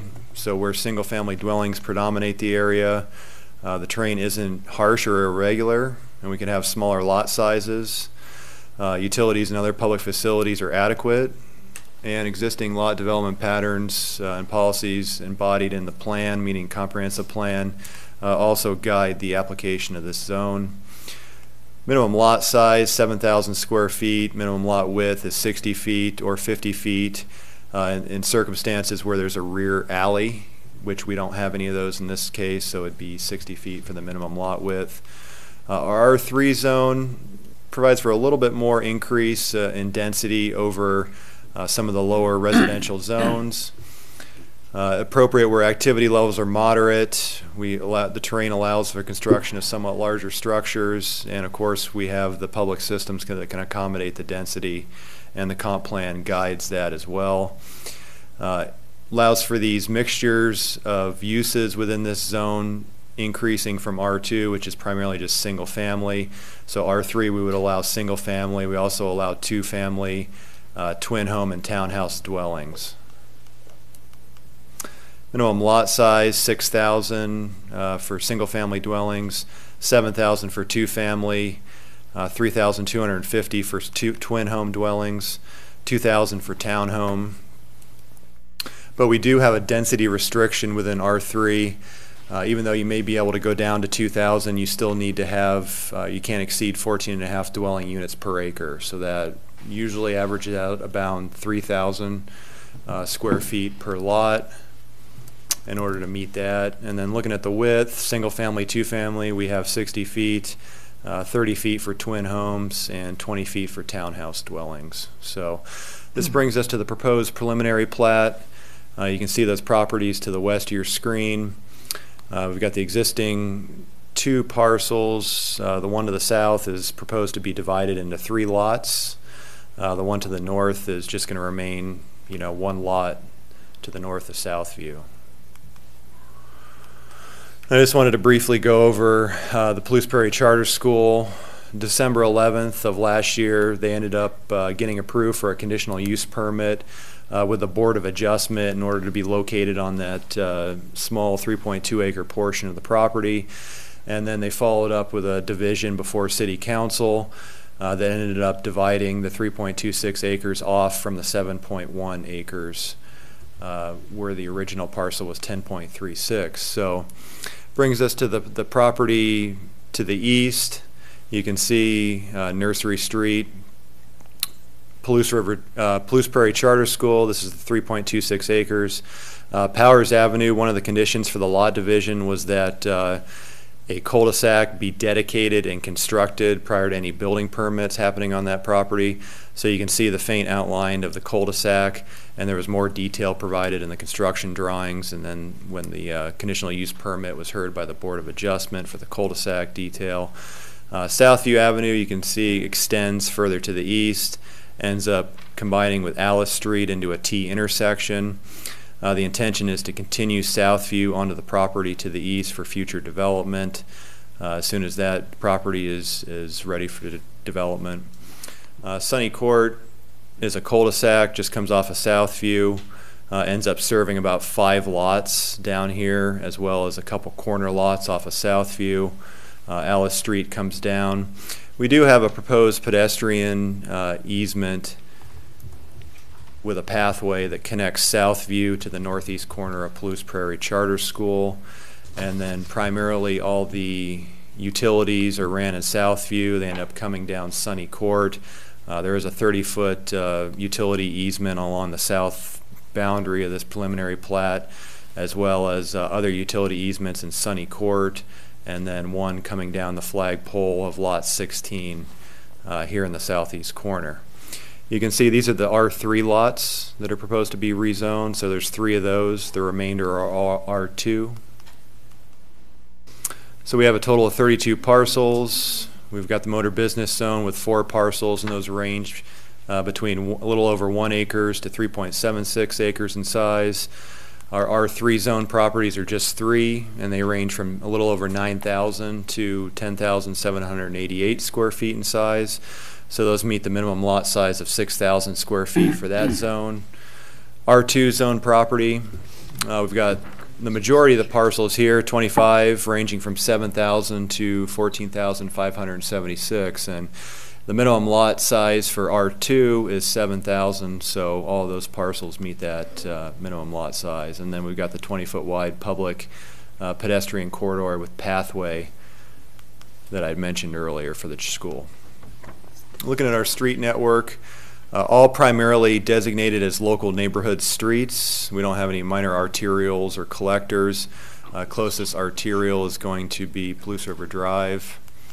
Looking at the local neighborhood street standards, 60 feet of total width, 36-foot wide street, and it does include parking on both sides with an 8-foot tree lawn and a 5-foot sidewalk on both sides of the streets as well.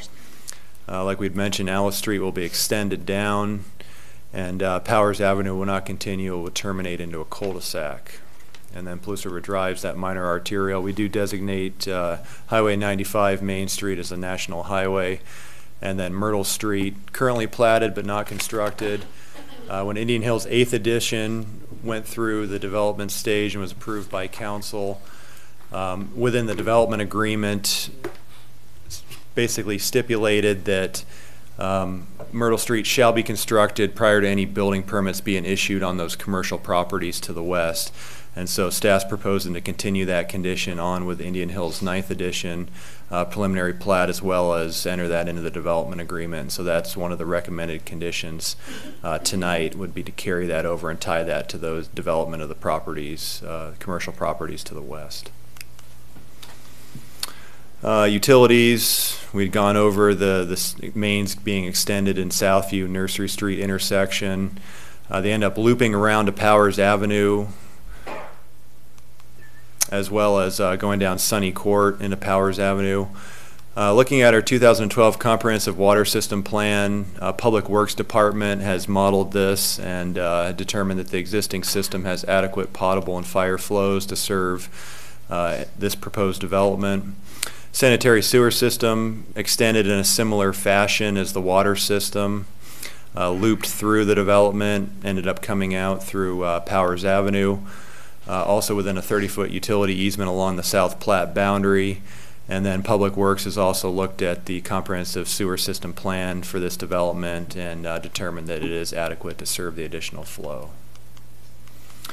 And our storm sewer system, similar to the other systems that are being extended through, they end up going south through the flagpole portion along the south property line and ultimately ends up heading due south close to the Powers Avenue cul-de-sac, and there's a stormwater detention pond that's being proposed in the southeast corner of Lot 1, Block 3 of Indian Hills 8th edition. And so that's outside of the plat boundary, but the conveyance of the stormwater from this development is adequate to be served with that proposed detention pond on that property. Parkland, I'm sure you all recall Indian Hills 8th edition, so they ended up dedicating the property further to the right that we had looked at, 1.74 acres outside the plat boundary. The applicant ended up making a request to exchange with City Council for a 4.09 acre parcel, which was located in Indian Hills 8th edition. Property request was reviewed by Parks and Rec, Pathway Commission, Tree Commission, who recommended council approval. And then the proposed exchange was heard by City Council, and that happened April 2nd of this year, and Council ultimately approved it at that meeting. So just to refresh your memory, we had the existing parkland here to the east. This was the proposed parkland exchange, which was approved, and so we no longer need that condition. Planning and Zoning had one condition in order to complete the parkland exchange, but we don't need that anymore since that's been completed.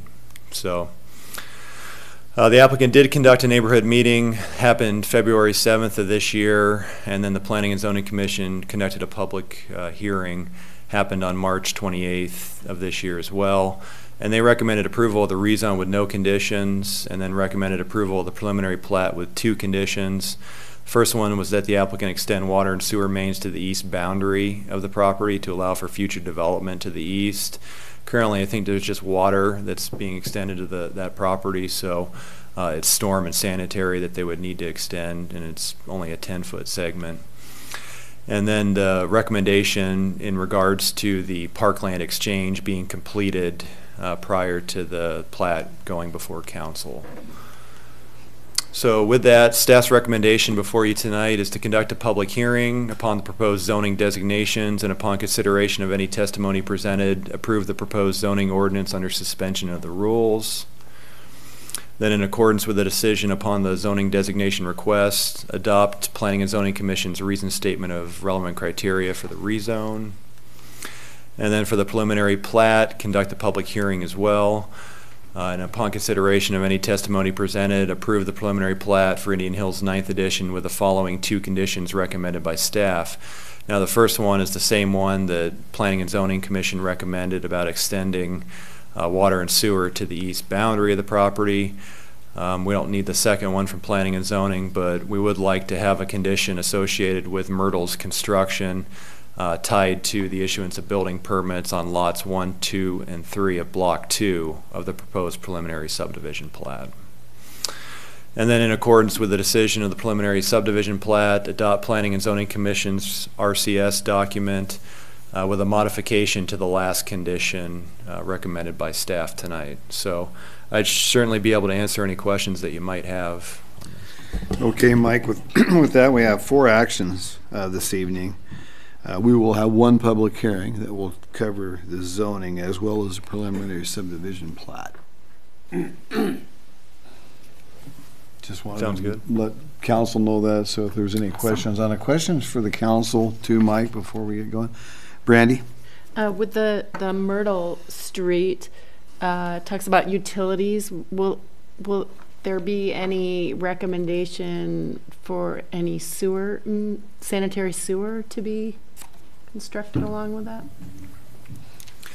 Yeah, it would be all underground utilities. So right now we have, well, I think I might, I don't know if I have that. We have, so the park property, we do have, in speaking with the as-built drawings that the applicant's engineer had pulled up, there is a sanitary sewer line that's stubbed to the property that runs under Southview. Same with, I believe, water and storm. So there was a stormwater detention pond in the northeast corner. So there is stormwater conveyance, but really in order to serve these commercial lots, we'll end up needing to extend those mains down Myrtle. There is a sanitary sewer which ends up going through the Grove development. It's stubbed and cut off currently, probably about 30-40 feet up Myrtle Street. So that'll end up being connected with the main that's on Southview, and so we anticipate that it's would be water and sewer that would be in the street.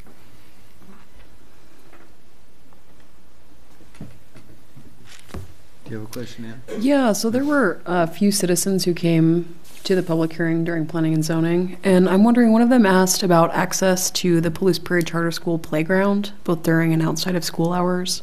Do you happen to know the answer to that question at this time? Without reaching out to the Palouse Prairie Charter School, you know, it is private property, and so they would be able to fence that location off. So usually with the Parks Department, we have agreements with like Moscow School District in order to have joint use of some of their facilities. You know, there could be some arrangement worked out here with the Palouse Prairie Charter School, but we haven't begun, you know, negotiations or any type of discussions with any type of agreement like that. So I think you just cannot assume that that is a given, that you could use, you know, the public from this area would be able to use the playground at Palouse Prairie Charter School. That cannot be considered in the rezone and the preliminary plat either. Those are private property rights. Okay. Any other questions for you, Brandy? Now, I think on there you said the R2s are required to still be predominantly single-family dwellings. Is that correct, or just some portion of them? Yeah, in the R2 zone, you're only permitted single-family dwellings. Okay. So they have to be single-family. Okay, thanks for that clarification. And one other question, with the pathway that's shown on there, is that kind of a part of the agreement, that little connector 20-foot pedestrian pathway? Is that a suggestion, or is that going to happen? They're proposing that to happen, and so that was the applicant's proposal. It is shown as right-of-way, so it would be dedicated to the city, and they're showing about a 10-foot wide path that's being, you know, would be constructed there. But I'm sure those details would be worked out with the Parks Department, because ultimately, you know, it's either adjacent property owners. If it's owned by the city, then usually Parks would be the one that maintains that pathway. Okay. Thank you, Mike. I am going to go ahead and open up the public hearing. I would like to hear from the applicant, please.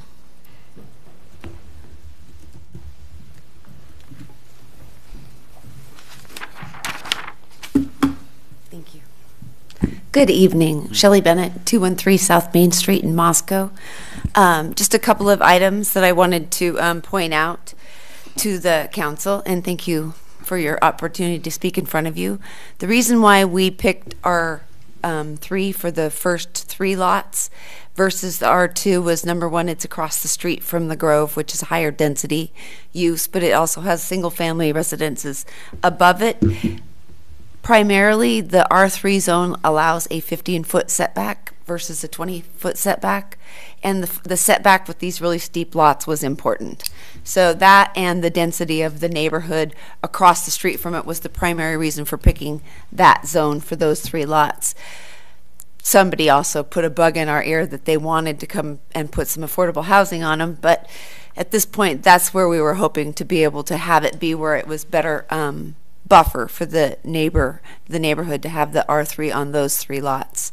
The R2 lots could have been R1 because they're all large enough, but again, the R2 provides a sum of 15 side yard setbacks versus 20, and R1 is a 20-foot setback, and because of the rolling terrain, we thought it allowed more opportunity for people to site their homes, to have the R2 zone. So that's the reason why we chose those zones. We should figure out if the Palouse Prairie is going to fence their yard, and then on the final plat we'd want to get rid of that pathway and get it to the lots, because if they're going to have a fence that doesn't have a gate, then it kind of would be silly to have that access there. So yes, it's something before the final plat we should get figured out, is if that's necessary. I wouldn't expect, and I've seen some of the plans for the Palouse Prairie School, and I see that it's laid out that I think that would be of benefit to them. And the engineer for this project, who couldn't be here tonight, is also working with the architects and the engineer from that project. So they're all working on it together, so I know the Palouse Prairie knows that this pathway is coming in. The water line and the sanitary sewer, the storm sewer, are easy to get to the adjacent property. The sanitary sewer is harder to get to the adjacent property issue.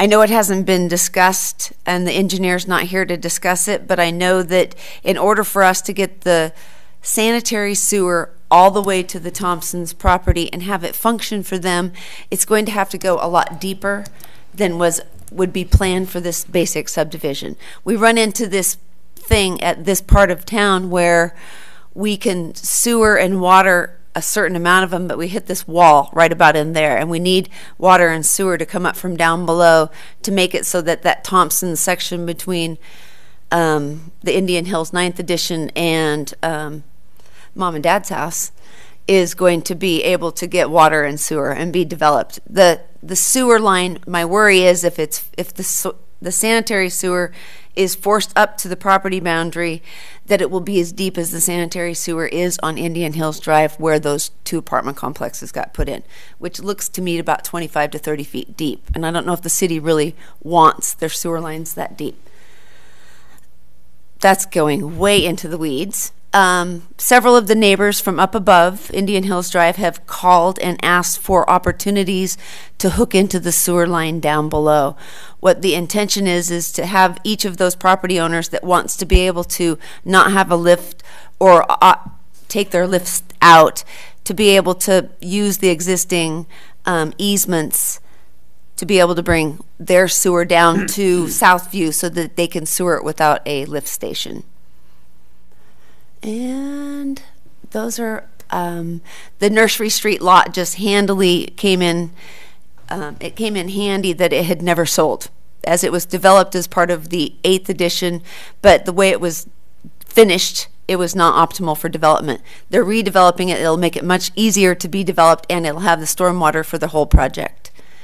And I think I have now told you everything that we had thought before. Do you have any questions for me? I do. Just in terms of the path, does that become an easement? And maybe Mike, or you can answer that question. I just don't understand what you said. And It'll be an easement. The public path would be an easement between those two parcels. it's going to become public.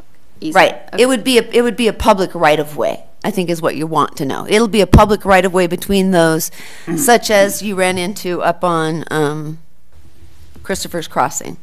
The pathways are dedicated to the city as city. Oh, sure. But Right like away. you said, if they have a fence, then it becomes a whole nother thing, and then you might not need to do it. Okay, got it. Yeah, I think it's something that would behoove us to find out that they What's want going that, or we should try to figure out something else to do with that path. We like to put paths in and connectivity, and I think he has the right intention. I just don't know if he's figured out after the planning and zoning questioned its purpose, and would the neighbors be able to play in their playground and those issues, since it is quasi-public but not fully public school. We couldn't answer those questions. Okay, Shelley, thank you. Do you have a question for I Shelley do. before I go on? When you were talking about the some of the residents asking that were up north hooking into the sewer line.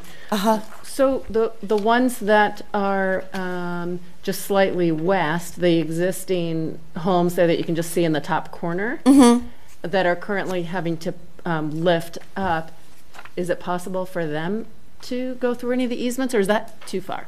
I don't think so, because if you look along those lots, you see that there's utility easements in place on the lots from up above down, and then so that could give them the opportunity to be able to get there. And we will work with each of them and the city to make sure that we can find a way to get their sewer down there. It makes it, now that it's there, it's what they've been wanting all along, because those were really steep lots on Indian Hills Drive. One more thing I have. Just for clarification, since connectivity of the sewer and water is such a big deal, and you're talking about space and stuff, it's incumbent upon the owners to make the connection. Is that correct? It would be incumbent upon the people that own the property up above to pay for the utility connection, yeah. And the hookups, and they're understanding possibilities of distance, and that's what you're kind They know that it will cost them, that it'll be at their expense that they bring it down. Okay. Yeah. I have a question that's maybe for Gary. Okay. More, since Les isn't here, if the people from above tie in, is there sufficient capacity for them to tie in? I know there is for the new plat, but there's sufficient flow capacity for those people to tie into the existing lines down, or the proposed lines down below? And talking to Les and Bill Belknap, they indicated that they would have sufficient capacity. Those lots along Indian Hills Drive were approved with the use of lift stations to lift sewage up to the existing line within Indian Hills Drive. So it would be incumbent upon those property owners to be able to bring that sewage flow down. But yes, the line should be adequate to handle that, according to both Les and Bill. Okay, Shelley. Thank you very You much. bet. I will take testimony in favor of this development.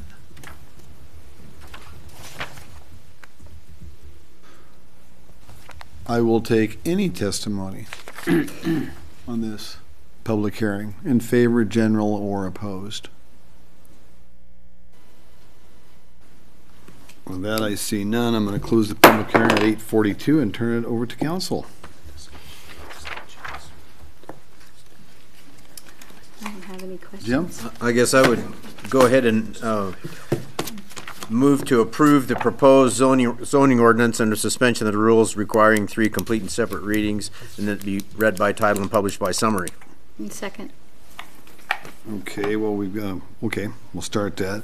We got a motion by Jim and a second by Catherine to approve the proposed zoning designations upon the consideration of any testimony presented, and approve this under the suspension of the rules requiring 3 complete and separate readings. Any questions from anybody? I'll start the roll with that. I do. I'm Okay. sorry, Mayor. What does everyone think about Shelley's question with extending that sewer line in the depth? And maybe, Mike, that's for you to answer, going to the east, and does the city want that or not? Well, the engineering department made that a condition, so obviously Okay. they looked at the construction drawings in enough detail in order to be able to determine whether or not that would be adequate or not, and a worthy condition. And so that was the condition that they had recommended. Okay. And so they had looked at that. Correct. Thank you. Okay. We good? Okay, everybody understands the motion. I'll start the roll with Brandy. Aye. Aye. Aye. Aye. Aye. Okay. And that creates an ordinance number 2018-5. Ordinance number 2018-5, an ordinance of the City of Moscow, Idaho, a municipal corporation of the state of Idaho, providing for the zoning of approximately 8.43 acres of property described in Section 1, Property 1 of this ordinance as moderate density, R2, and approximately 0.89 acres of property described in Section 1, Property Number 2 of this ordinance as medium density residential, R3, providing that this provision of this ordinance be deemed severable, providing for this ordinance to be in full force and effect from and after its passage, approval, and publication according to law. Okay, we'll go on to action number 2 of this. Well, I'm going to jump in. Okay. I move that we adopt the Planning and Zoning Commission's reasoned statement of relevant criteria. Second. Catherine can have. Okay, we've got a motion by Gina and a second by Catherine to accept the adopted Planning and Zoning Commission's reasoned statement of relevant criteria. I'll start to roll with Ann. Aye. Aye. Aye. Aye. Aye. Okay, the second thing is the public hearing that we just heard on the preliminary subdivision plot. I move to approve the preliminary plat for Indian Hills 9 edition with 2 conditions recommended by staff. Second.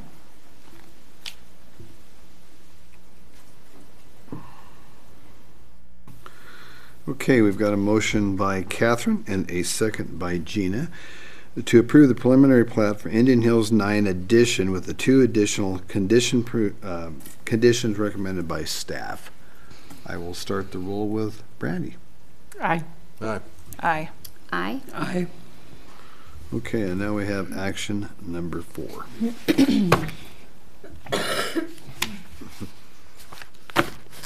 Okay, Your Honor, I move that we adopt the Planning and Zoning Commission's reasoned statement of relevant criteria with a modification to the conditions to reflect the 2 conditions recommended by staff. Second.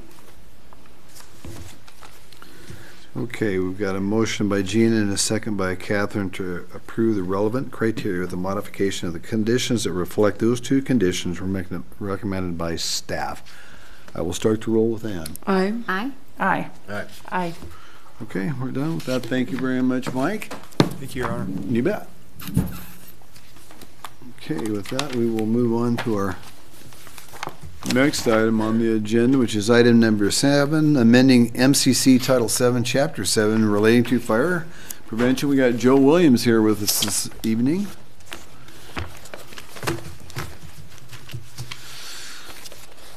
Hello, Joe. Hello, Your Honor. Council, thank you. See if I can get this going here. There we go. All right. Okay. I'm here to have a short PowerPoint to give you an overview of the 2015 International Fire Code that the city brought up for adoption by the city.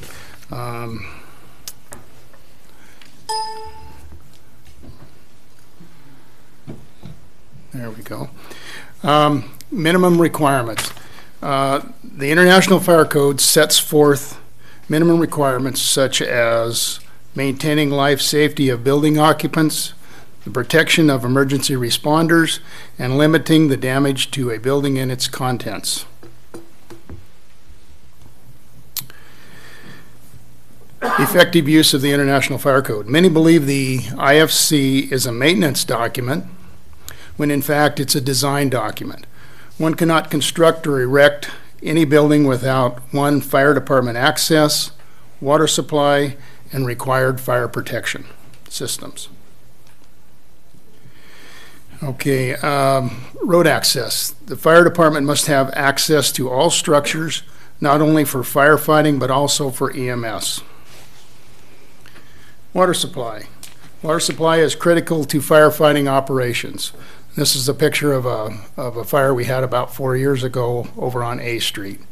That building now has sprinkler system in it, didn't before, so it makes a big difference to have fire sprinkler systems in these apartments now. Joe, you got to call out Walter Steed. Oh, yes, I'm sorry. That's Walter Steed over there to the right of the ladder truck, helping us with our firefighting efforts. In what way? Well, he didn't have the hose in his hand. No, but you know, I miss him quite a bit. He showed up at a lot of our scenes and was always supportive, very supportive of the fire department. So.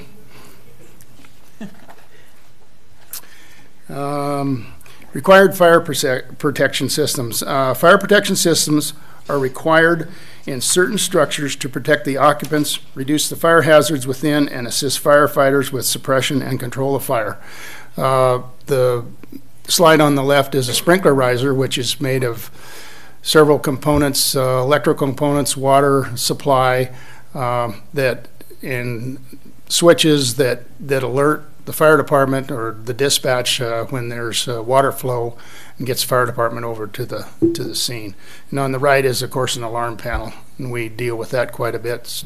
Most of the time, fortunately, it's not a fire, it's something else, but it gets us over there. So changes to the significant changes to the IFC. I've got some slides that are examples of significant changes to the 2015 IFC. And I'll bring those to you here. First one is carbon dioxide systems used in beverage dispensing. There's a lot of restaurants now that are going to larger capacity carbon dioxide systems, and this section requires buildings in which the CO2 systems are installed to be provided with either ventilation or an emergency alarm system.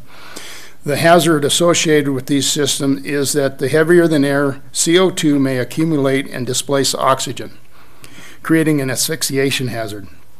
And many restaurants are using these systems now that contain more than 100 pounds of CO2. So it's important that as firefighters, we're able to recognize that these systems are there and there's a leak, and it also warns the customers if there's something going on to get out of the building, because it takes up the oxygen, you can't breathe.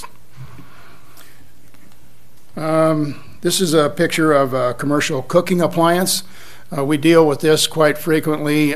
These are all inspected by our fire inspector once a year in restaurants. In the picture you see there, it's intended to end the practice of replacing flexible tubing with residential flexible piping on commercial cooking stoves. Residential flexible piping is more easily damaged when the cooking equipment is moved for cleaning, thus causing a fire and life safety problem with gas leaks and fires.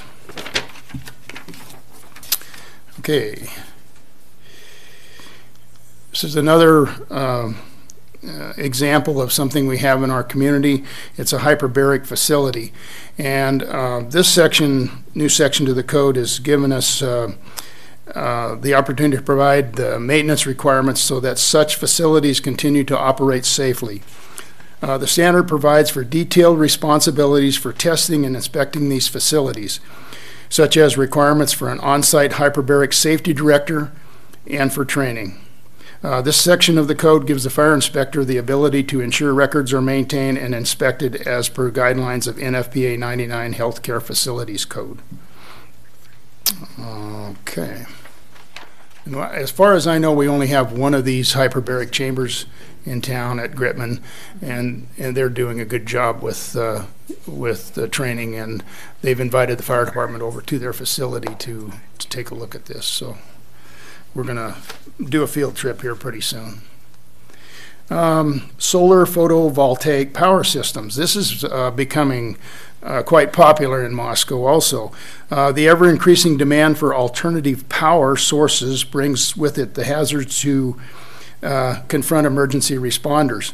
The greatest danger facing emergency responders operating in the proximity to solar energy collection systems is the lack of knowledge needed to operate safely around these systems. Some of the potential hazards associated with PV systems are tripping hazard and falls from firefighters operating on the roof. Earlier roof collapse due to the added dead load and electric shock is also a concern. And when we're able to do a plan review on these systems, we make sure that there's walkways and less tripping hazards and that type of thing in case we do have to get on the roof and cut a hole, so let the smoke out. All right.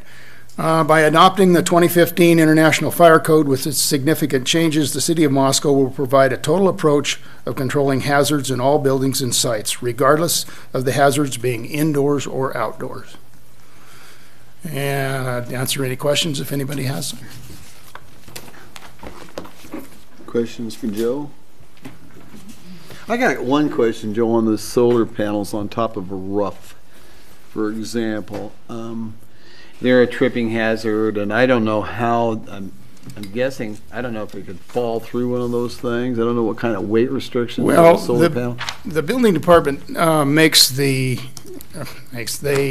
require the people that are designing these that they meet the load capacities on the roof. So they can't just put them on a roof that may collapse with the weight of the snow and the panels. So I think in that respect, the firefighters are safe. The big issue here is the fact that we need to be able to walk between the panels. They can't put them over the complete roof and cover it up. So there's no place to walk if we have to get up there and perform roof operations in a fire.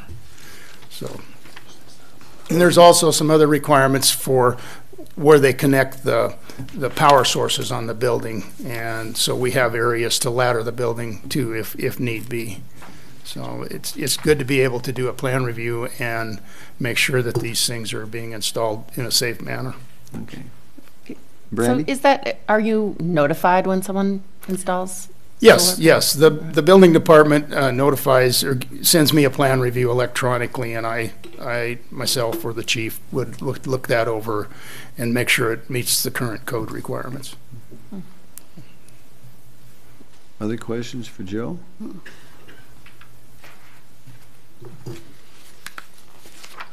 Okay, I move we approve the ordinance amending Moscow City Code Title 7, Chapter 7, under suspension of the rules requiring 3 complete and separate readings, and that it be read by title and published by summary. Second.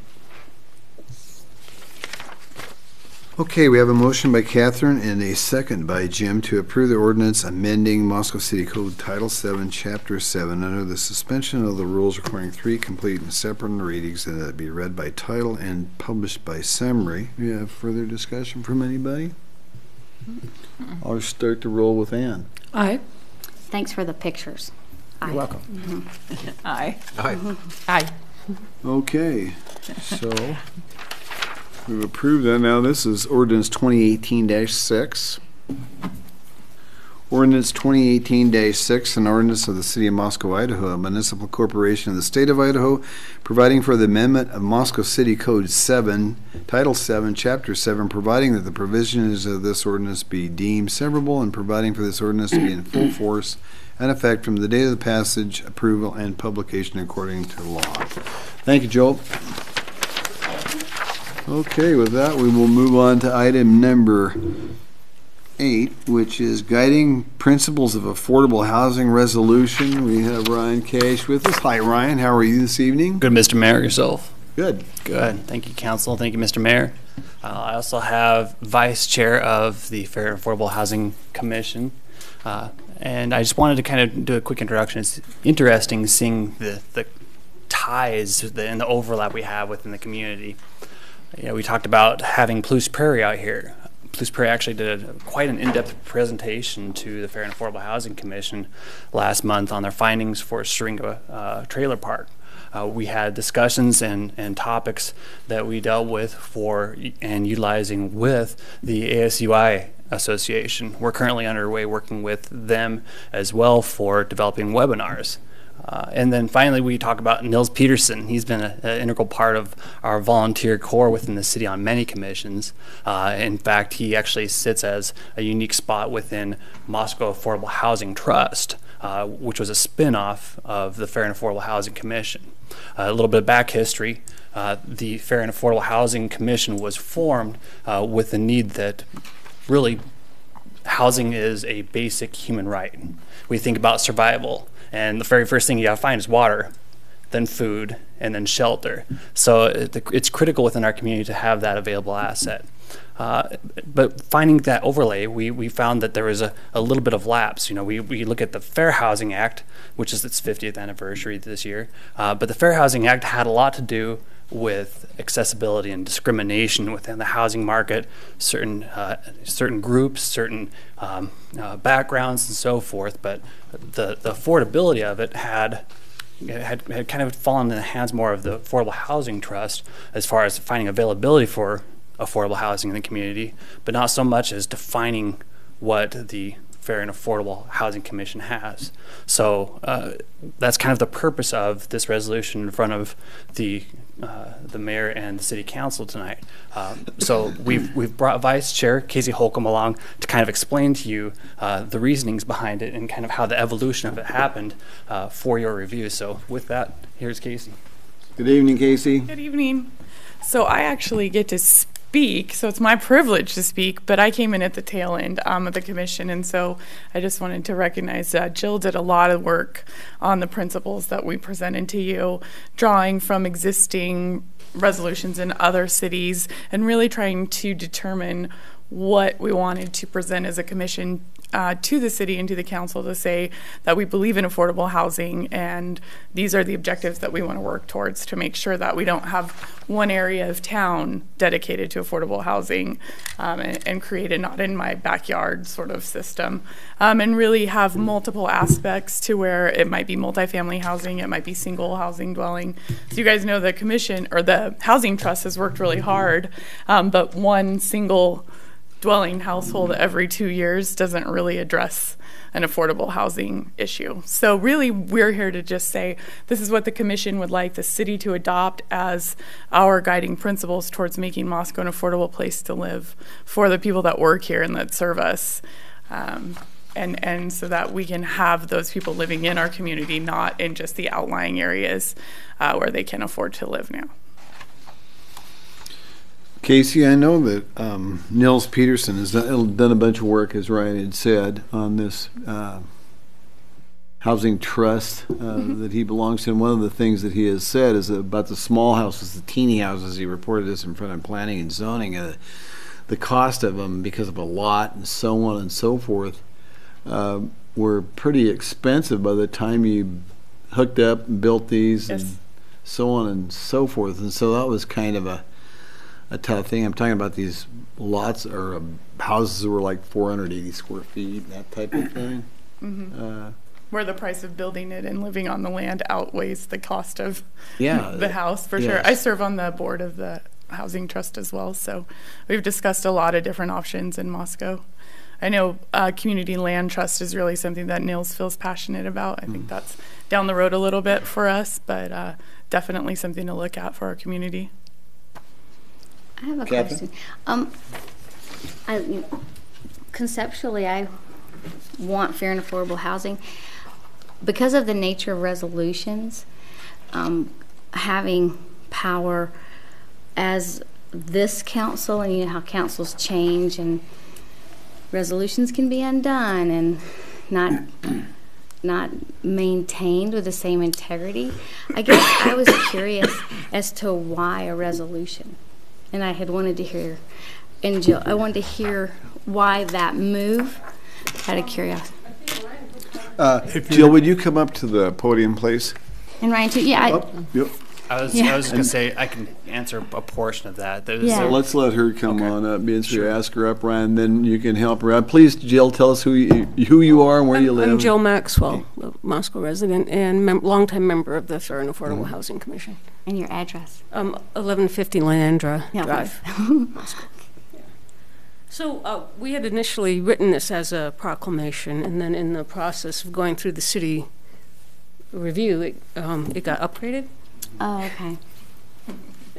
Correct, and I know Gary can speak more towards that because he was acting as the interim city attorney as well, but because of the style and the dedication of this as far as the principles, it was in essentially the same purview as having a resolution is more of an action on something rather than a proclamation is similar to what we had for the Fair and Affordable Housing Month or Fair Housing Month. So it's well, I guess, Gary, maybe you can elaborate a little bit better than I can. Well, a proclamation is on just those, a statement of a condition or a certain thing. A resolution actually spells out what you're trying to accomplish. Am I correct, Gary? Yeah, proclamation is issued by the mayor's office. The resolution is issued by the entire council.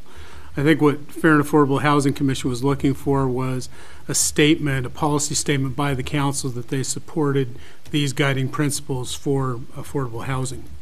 Interestingly enough, Bill Belknap and I met just a couple of weeks ago with Nils Peterson to discuss some options that we are working out to see if we can bring before the council to try and provide some municipal assistance to fair and affordable housing as well. So those discussions are going on and being driven by the policies that are contained in this resolution. So just as Ryan indicated, just a little more horsepower, the entire council making this statement, I think helps guide the Fair and Affordable Housing Commission.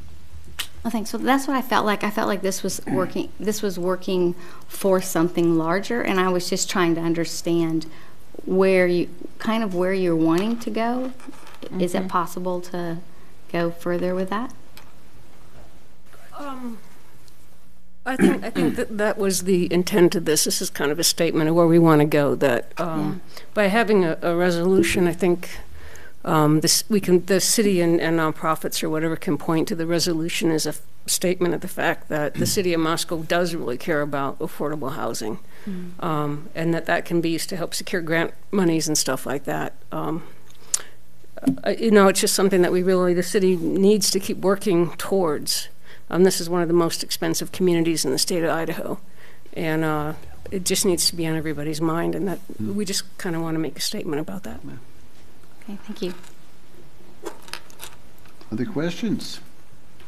Yeah, I would just say, I think, just to kind of expand on what you're talking about too, we all talk about retaining our students when they graduate from the University of Idaho and developing jobs, and I think for the most part we agree that that's something we should be striving towards. But to create that, you also need to create affordable homes so you don't have, as you said, the people in outlying communities commuting that then just creates different burdens with the traffic and congestion, as opposed to if we can get those people jobs and homes all in the same community. So I'm in support of that. You're correct. And one thing to note in regards to that, the Citizens Survey incorporated 3 questions from this commission.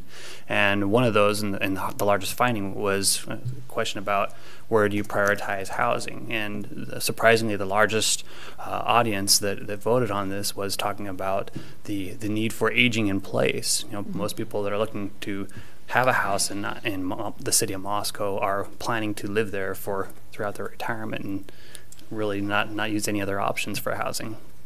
We're going through a period of time with housing here in Moscow too. There's not that much availability for sale, and it's driving the price is higher on this. And that's just kind of a phenomenon that we're going through, that there's not as many that are being built. There's plenty of lots available, just simply not being built for whatever reason. So, and that's driving prices up in our town.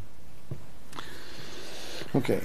Yeah, it seems like there's a lot of obstacles to overcome in terms of land value and construction costs and financing for people of limited means, and those are all obstacles that I think this kind of addresses, that we're concerned about those things and we're looking for ways to get over those hurdles and come up with a plan going forward. So I'm fully in support of it, and I would move that we approve this resolution. Second.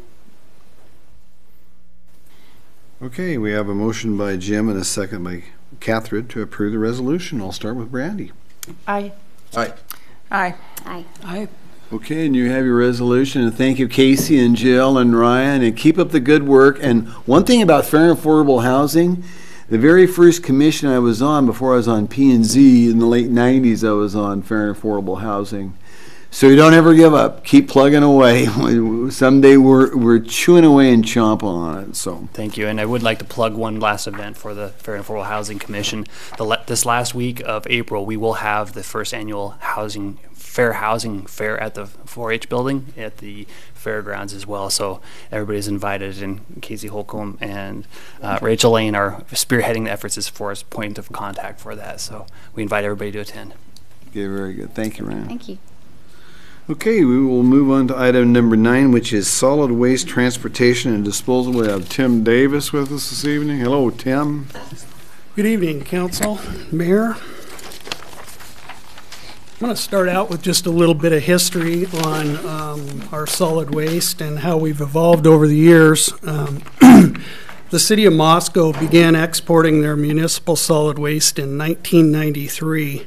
That time, the U.S. Environmental Protection Agency adopted the Resource Conservation and Recovery Act, Subtitle D regulations, which revised minimum federal criteria that included non-hazardous landfill restrictions, facility design and operating requirements, groundwater and landfill gas monitoring requirements, financial assurance requirements, and closure and post-closure care requirements.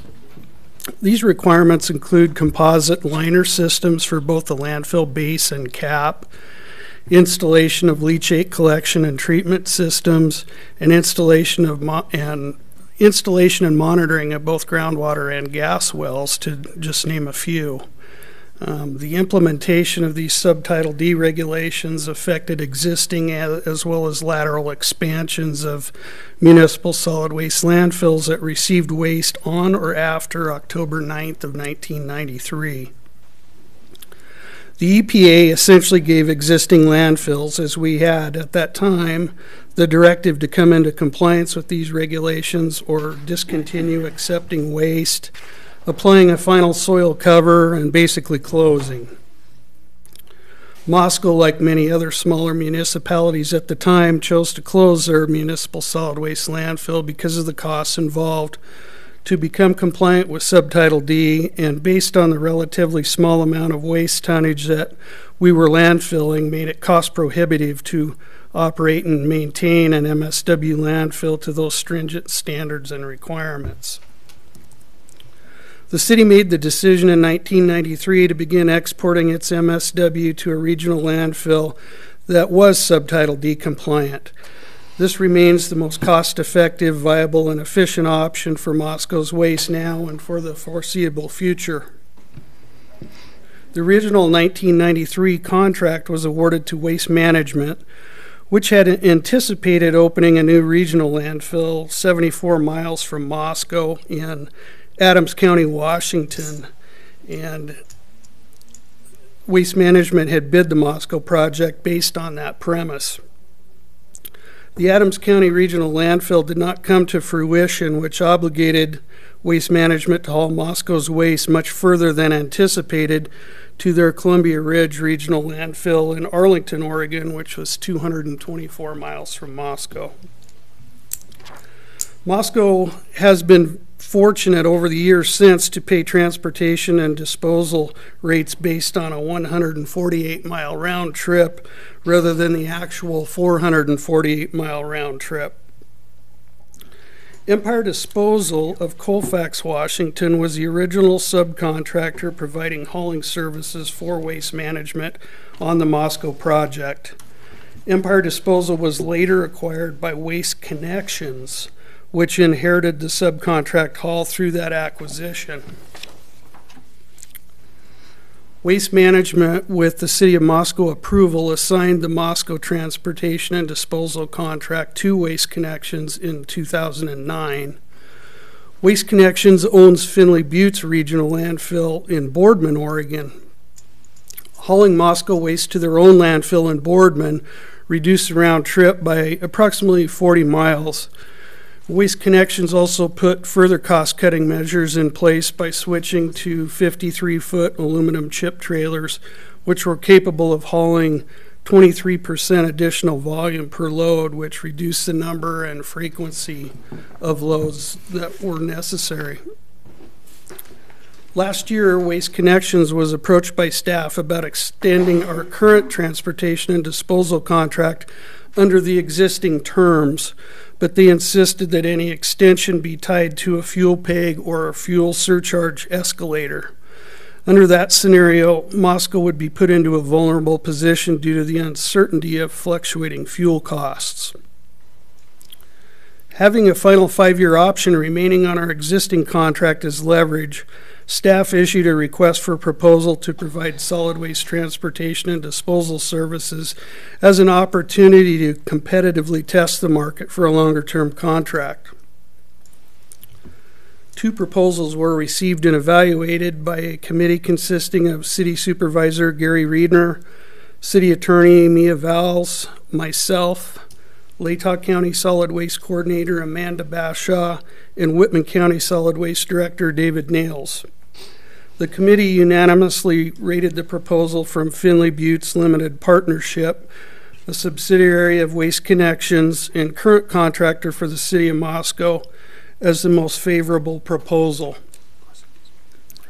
General terms of the proposal include a cost of service of $51.75 per ton, an increase of approximately $1.20 to $1.30 per ton over existing rates beginning October 1st, 2018.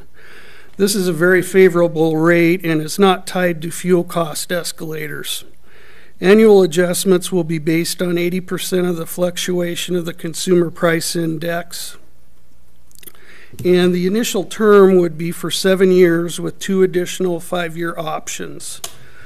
These term options allow the city flexibility to pursue other potential future opportunities. The proposal provides potentially 12 additional years of service over the existing contract and positions Moscow comfortably into the future with one of the most favorable waste transportation and disposal rates in the Pacific Northwest for municipalities that long haul their waste. And with that, I'd be happy to answer any questions. That was quite a dissertation on a garbage Tim. I appreciate it. We'll go to Catherine here. Tim, I thought I wrote down the man's name that came up. Dean Large. Dean Large, yeah. He was really helpful, and when he came to the table and we asked him questions, and he talked about that left to fill, they had 200 more years, for that fill site of 510 acres. And then he talked about Dietrich trucking, and it said 26 tons per load, and I was trying to remember what that was. When Waste Management had the contract from 93 until 2009, they used a different container, and they're basically a seagoing container that sits on a chassis. And with those steel containers, we were averaging about between 24 and 26 tons per load. With these new aluminum trailers, they're now able to legally haul 32.5 tons, which drops the number of loads necessary and the frequency. Right, okay, that's why I took that down. I was just trying to remember. And then he did talk about within their area that the air and groundwater is protected. Can you just talk a little bit more about that? They do have a Subtitle D landfill, which has a composite polyliner on the base. They're required to, when they cap the landfill, to also put a polyliner over the top. They have leachate collection systems, so any water that leaches down through the garbage is trapped and taken and treated at a holding pond on site. And then they also extract the gas off the landfill, and it's piped down to another facility that's approximately a mile from the landfill. And they have 3 large Caterpillar generators, or motors that power generators, and they run off this gas that they bring off the landfill. And then within that facility, they've got a cooling system. It's It's like an encapsulated water system that runs through these engines to cool them, and as that water heats up, they send it over to an adjacent onion drying company. Yeah. And they send a lot of the electricity generated to the grid as well, but it's kind of a closed loop cooling and heating system that's just perpetual. It's really a neat tour if you ever get a chance. I know I took Gary down there about 5 or 6 years ago, and we toured that, and it's pretty impressive. Yeah. Highlight of my year. Maybe we can put a video up. Yeah. Yeah, that'd be great. Thank you for adding that. I just thought it was really helpful, all the information that came out of that committee meeting. A lot of those larger regional landfills are extracting the gas and doing the same thing, so it's becoming pretty popular to do, rather than just venting that gas or flaring it and not using it as an energy source. Yeah, it's a resource. Okay. Your Honor, if I may. Just for a couple of seconds. As you know, we're proceeding with the sanitation strategic plan, which has a couple of elements to it. One was to look at all of the assets and operations of the sanitation system, particularly, and driven a little bit by the relocation of the recycling center in light of single stream recycling and the other things going on. But one of the things that Tim's done very well over the past several years is, you recall last year when there was a renegotiation of our sanitation franchise, extending that franchise to 2035. The other element of that's the services provided by Latah Sanitation. The other piece of it, and that's one of the reasons we wanted to proceed with the strategic plan as well, was to see if we could match that with the transportation and disposal aspect. So we've now got our local collection services, inert demolition services, recycling services. Now this also allows us to make long-range plans for the next 17 years, as Tim said, a 7-year and then 2 10-year extensions, which allow both the sanitation franchise, solid waste franchise, and the long haul and disposal contract will come due at the same time, with an element of being able to keep the options open if there is a better way to dispose of our municipal solid waste with a local landfill, some of those things. As Tim and I have talked about, we will give a much broader overview of the system, because there is a lot of work that has gone into making the decision to continue with long haul and disposal. Tim's been a member of a regional solid waste advisory commission that has looked at local landfills. We looked at rail. We looked at maybe going with a landfill like the Asotin County landfill. None of those options bore any fruit. So this is really a good deal. The team that looked over the proposals, I think, did a very good job. Republic Waste Systems and Finley Buttes had really good proposals, but what put Finley Buttes on top, I believe, Tim can correct me, but because of our experience with them, we've gotten great service out of them, and they were priced a lot better, including the escalator that we utilize to adjust the price in succeeding years. So all of those things together really is a great plan. The other element that this really speaks to is in the sanitation strategic plan. As we're looking at all the other elements of the sanitation system, this is one that we thought, if there was a possibility of looking at it and getting alternatives before the council prior to exercising that last 5-year extension of the current sanitation contract, in other words, taking that, which is still a good price, that next 5 years and parlaying that into a longer contract, I thought it was excellently done. Certainly appreciative of Finley Buttes' proposal, and just wanted to compliment Tim for all the work he's done on this. If the council approves this, then the work just starts for Tim and Mia and myself. There's a pretty extensive contract that goes along with this that we initially negotiated in 1993 that will have to be updated. Tim's already taken some steps on that. So if you approve this, you're approving the selection of Finley Buttes and authorizing staff to enter into negotiation with them to get a contract signed and then move forward into the next phase. Brandy had a question. Well, yeah, well, and it's just something I didn't catch the first time I read through the agenda, but it was reviewed and recommended for approval by the Public Works Finance Committee on 4/9, not 3/9. I was like, was it really that long ago? I feel like we just did this. It was just a week ago. Yeah. Very good catch, Brandy. But no questions. Okay. All right. We answered them very well at that prior meeting. Thank you. Your Honor, I move that we approve the Finley Buttes Limited Partnership proposal to provide solid waste transportation and disposal services, and we direct staff to negotiate an agreement. Second. Okay. We have a motion by Gina and a second by Brandy to approve the Finley Buttes Limited Partnership proposal to provide solid waste transportation and disposal services and direct staff to negotiate an agreement. I'll start to roll with Ann. Aye. Aye. Aye. Aye. Great. Thank you, Tim. Thank you, Tim. With that, we'll go on to item number 10, which is Paradise Creek Floodplain Study Project, and we have Gary Reedner doing the presentation this evening. I know you're all disappointed because I'm not Bill Belknap. Well, you're a dynamic speaker. I'm sure we'll all understand. I know I'm not. I'm disappointed that I'm not Bill Belknap.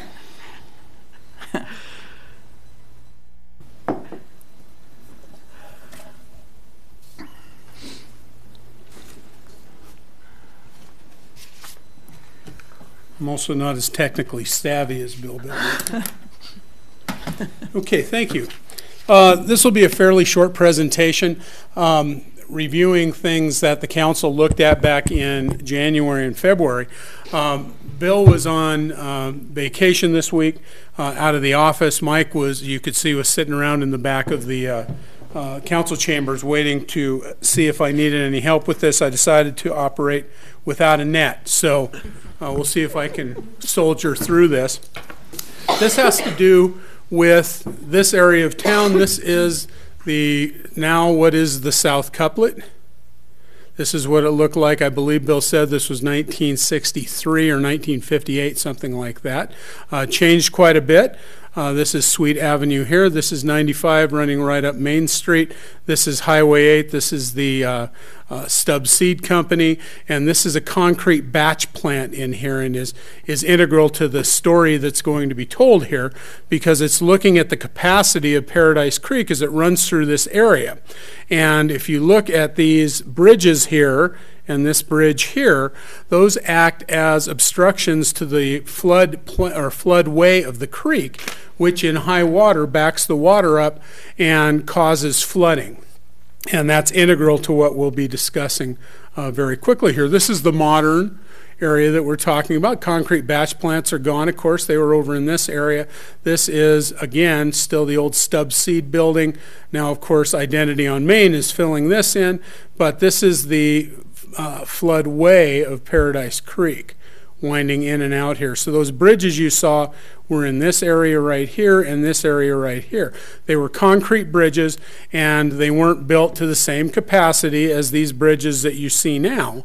They were built to a much smaller capacity. So, as you recall, back in January and February of 2018, the Urban Renewal Agency was approached by a developer, and all of this property is within the Legacy Crossing Urban Renewal District, was approached by this developer because they wanted to develop some lots in this area right in here. And this, of course, is Highway 8, South Couplet, and this is the area that we just showed in that previous map. Now, what's the issue here is that if you take this green line here and follow it up around here and down around there, all of these light green lots are within the 100-year floodplain. What that means is that properties that are developed need to be developed and raised 2 feet above the 100-year floodplain to meet our building code. A good example of this is if you look down on University Point across from Gambino's on 6th Street, you'll notice that that building is about 2 feet higher than the surrounding streetscape. That is because it was constructed prior to a remapping of the 6th Street floodplain, which was done later by the University of Idaho and the city of Moscow, which, in fact, because of the improvements that have been done to Paradise Creek, lowered actually the 100-year floodplain. Had that building been constructed after those improvements had been made, then it would have been at street level. But that is why developers are so concerned about coming in and developing these properties unless they're very sure of where the 100-year floodplain is. So at any rate, an assessment was done by the Urban Renewal Agency, a very quick and dirty assessment late last year, to try and determine whether it was feasible and what the hopefully results would be if the floodplain were remapped. So if you look here, this is that floodplain, 100-year floodplain area that I just talked about, and the concrete batch plant bridges were over here, but as you can see, there is quite a bit of space there between the southern, dang it, excuse me, sorry, wrong finger, from the southern boundary of the 100-year floodplain to the northern boundary again. So you can see a lot of this area, a lot of buildings and building lots would be affected by this floodplain. So that's why this developer was asking the URA if they were interested in reviewing it. So the URA initially contacted Alta Engineering, the former Terra Graphics firm, to go ahead and do a very preliminary assessment. They did that. You recall that back in January, they were here, the Urban Renewal Agency Executive Director, who also happens to be Bill Belknap, came in and asked the council if they were interested in participating in phase 2 of that assessment, which was Alta Engineering was retained to do that as well, and the URA board reviewed that. URA was the one that actually contracted with Alta Engineering, and the estimated cost of that project was $16,000. So the URA board authorized or directed the executive director to come to council and request the city to participate to 1/2 of that $16,000. Brandy's here. She was here throughout all that whole discussion. The reasoning for that was that approximately half of the properties within those light green properties were outside of the URA district, but still within the city. That was the reasoning for coming to asking for the city. And I do need to make the statement that both the URA and the city mapping this floodplain helps local development. It helps the citizens. There is no mandate that the city or the URA is under any obligation to map the floodplain. In fact, we had a floodplain remap suggested on the other side, the east side of Mountain View, several years ago, and at that time the Army Corps of Engineers indicated that individual property owners were free to do a reassessment if they wanted to. So at any rate, it's a good thing that the URA is involved in this, and also the city being asked to participate. So on January 18th and February 5th, City Council agreed to fund 1/2 of that Phase 2 work. The Phase 2 work is a lot more in-depth. It's where the actual capacity assessments are made, measurements are taken, because a lot of the data points that were establishing the initial floodplain were in question because they were made quite a long time ago, and a lot of changes. In fact, those bridges are gone. Perhaps the channel has been widened in places, other obstructions, so on and so forth.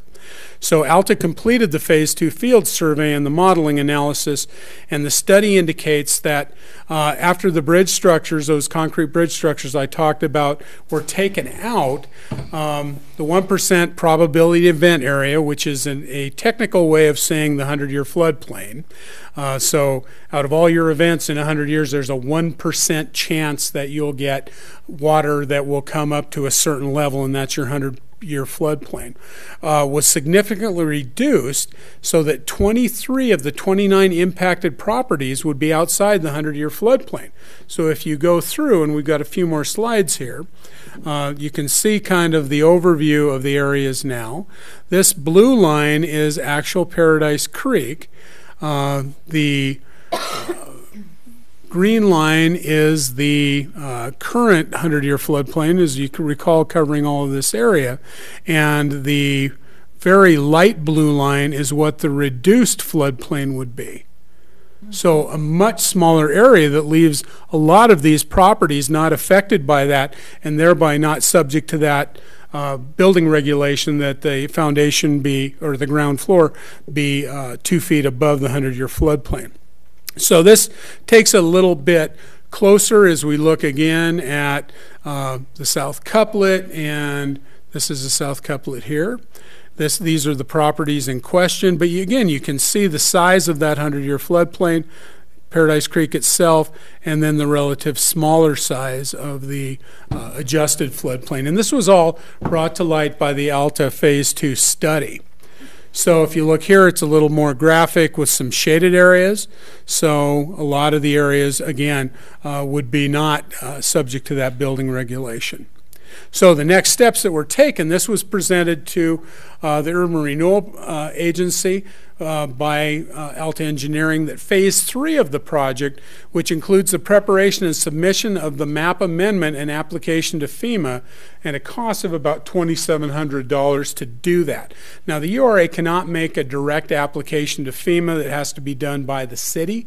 So they would like to they will be asking the city to sign that letter, and that any additional work necessary would be approximately $1,300 for a total amount of $4,000.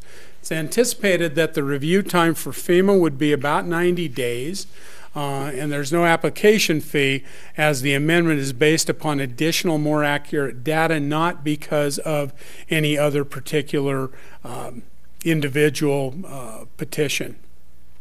So the URA authorized staff to proceed with Phase 3 of the project and to work with the city to submit the map amendment request.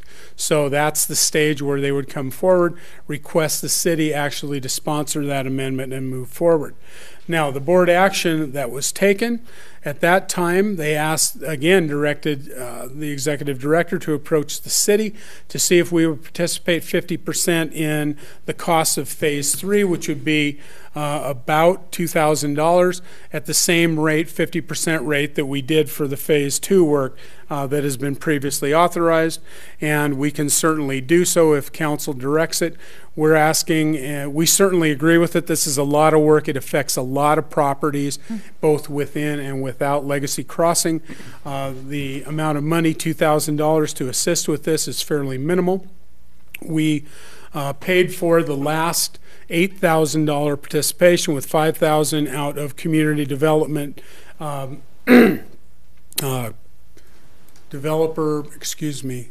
development participation funds, professional development funds, funds that we use to retain contractors or planners, and $3,000 was taken out of legislative non-prioritized projects. Sorry about that.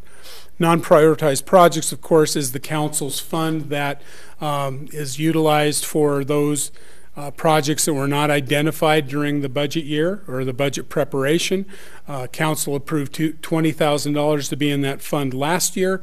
$3,000 has been allocated for the first part of this assistance. If the council authorized another $2,000, there would be $15,000 remaining in non-prioritized projects through the end of the fiscal year, September 30th, 2018. Stand for any questions, as if I could answer them. Questions for Gary? I have one question regarding the study was taking place there, and it kind of takes in another project that we're working on now, is the underpass under Highway 8. Did that have any effect on the floodplain? The underpass project there have any effect on the floodplain? I don't believe so. Bill could answer that. That's beyond my pay grade, but I think, if anything, it took into account the less restricted bridge that is on Highway 8 now. I don't believe that that the underpass project was anticipated to impact it, but because we're really talking downstream from that area. Right, well, the only reason I'm asking that is because I foresee that there will be an underpass at 95 as well. Yes. And Right that in may here. have some effect on that, and I just want to make sure that that's taken into consideration. Certainly. That if that's going to, I doubt it would affect the flow enough to change it materially, but it certainly should be something we think about. And certainly, if the 100-year floodplain is remapped and there is an obstruction that would be constructed, say a little stub wall where people could do an underpass on under 95, then that would be permitted and it would be taken into account. It would really have no effect on this request tonight. Thank you. Gina. I think this is another example of a really good partnership between the URA and the city, and I appreciate the work as an economic developer during the day. I really think that making it more developer friendly in that area is very, very important. So, Your Honor, I propose that we receive the URA request to Moscow Urban Renewal Agency request to participate in funding Phase 3 of the flood study and authorize $2,000 from legislative non-prioritized projects. Second. Okay. Gina made a motion, Jim seconded to receive the Moscow Urban Renewal Agency request to participate in funding Phase 3 of the flood study and authorize $2,000 funding from legislative non-prioritized projects. Further discussion? I'll start the roll with Brandy. I'll just add one slight little thing that Gary alluded to, but in addition to benefiting the developers, it also has the potential to benefit the current property owners who are paying flood insurance and may be able to approach their insurance companies and say, you know, maybe we don't need to carry this anymore. So, okay, that's all I wanted to say, and I'm ready to vote aye. Aye. Aye. Aye. Aye. Okay. That is the end of our regular agenda, I believe, but we will go on to reports. I'll start with you, Janet. You're going to start with me? I have nothing to bring to you today, except that on Thursday of this week, the first Latah County Mayor's Roundtable will occur out in Deary, and we will be debuting our scalable playbooks, the Partnership for Economic Prosperity. We're going to work with each of the small incorporated communities to develop an action plan for what they can do to help kind of give themselves some momentum and some economic development motivation. So I'm excited about that. We're also going to show off our new website that should be debuting early May, but we're going to show the cities a little bit of a sneak preview so they can start getting their own websites designed. So we're not busy or anything. Okay, Jim. I have nothing to report, sir. My meetings are this week. All right. Okay. I have just had Pathways Commission, and there was some discussion about the potential bike tour venues for that event in September. Also discussion about options for traffic control signage for bike crossings. There's some feelings that's up around Altura, some of those areas, there could be better signage just for safety there. So they're looking, considering different options for that. Discussion about the Bike to Work Day, which I know Margaret spoke about at the public comment period. And I was going to be sending an email to everyone saying, you know, if any of us want to bike that morning and meet up, I think we should coordinate and get there together and have a coffee out there in front of Mylena and show some city support for Bike to Work Day as a group. Anyone who's available and interested and able. Catherine. Okay. I think all of us have been invited to talk to representatives from the Citizens Climate Lobby. Oh, and right. So that was a very good meeting, and met with Matt Cantrell and Mary Dupree. And so they're working on talking to all of us. So if you haven't met with them, they will meet you with you. And then they're coming. And then the Arts Commission did meet, and they always like to remind you because they're the oldest commission, and that's important. And because it's important because they just rewrote their mission statement and their vision statement, and it's been a really good process. There's some public art that's going to be on that North Main Island as you go toward as you go north on 95 where the antique place is, and so they're going to be doing a call for art there, which is kind of neat.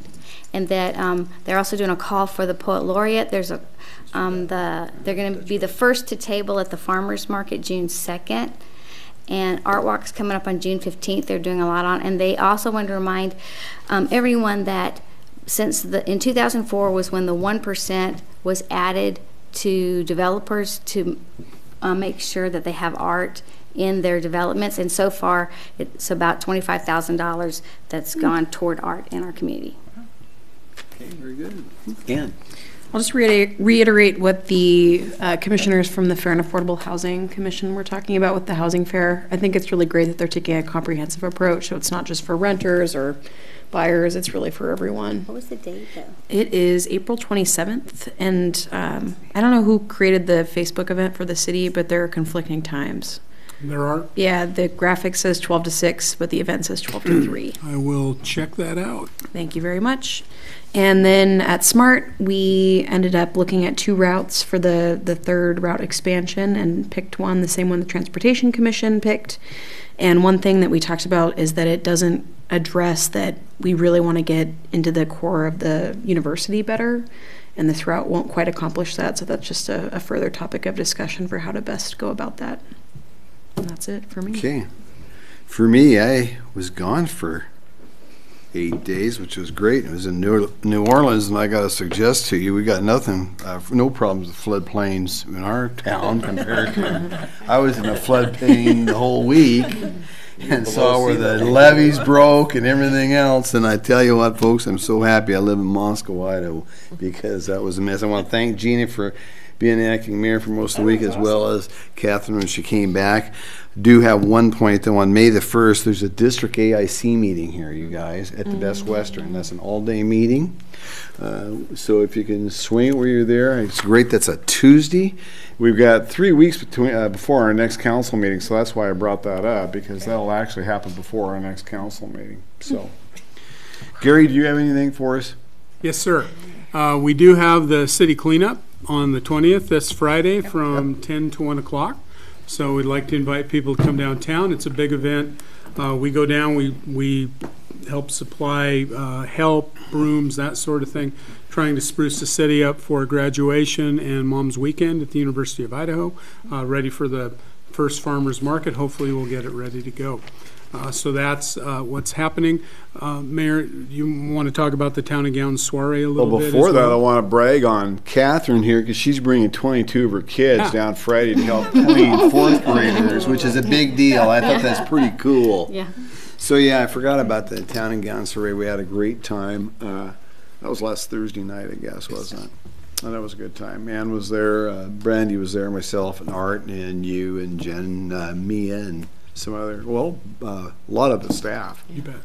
Were there as well. So that, and I was very tickled with Nicole coming this evening, because she said she's going to be here, and I think she's going to be a dynamic young woman for the ASUI president. She's a go-getter, and so I'm really tickled to see her. She plans on coming to all our council meetings. I said that's great. Of course, she'll be gone this summer naturally, but that's a big deal for us, a good connectivity for us. So. Great. Anything else? No, sir. Okay, I would stand for a motion to adjourn to executive session per Idaho Code 74-206, 1B, 1C, and 1F. This meeting will not reconvene after the end of that executive session. So moved. So moved. Second. All in favor? Yeah. Aye. Opposed? Okay. We are closed with the regular meeting, and I am going to go use the potty real quick.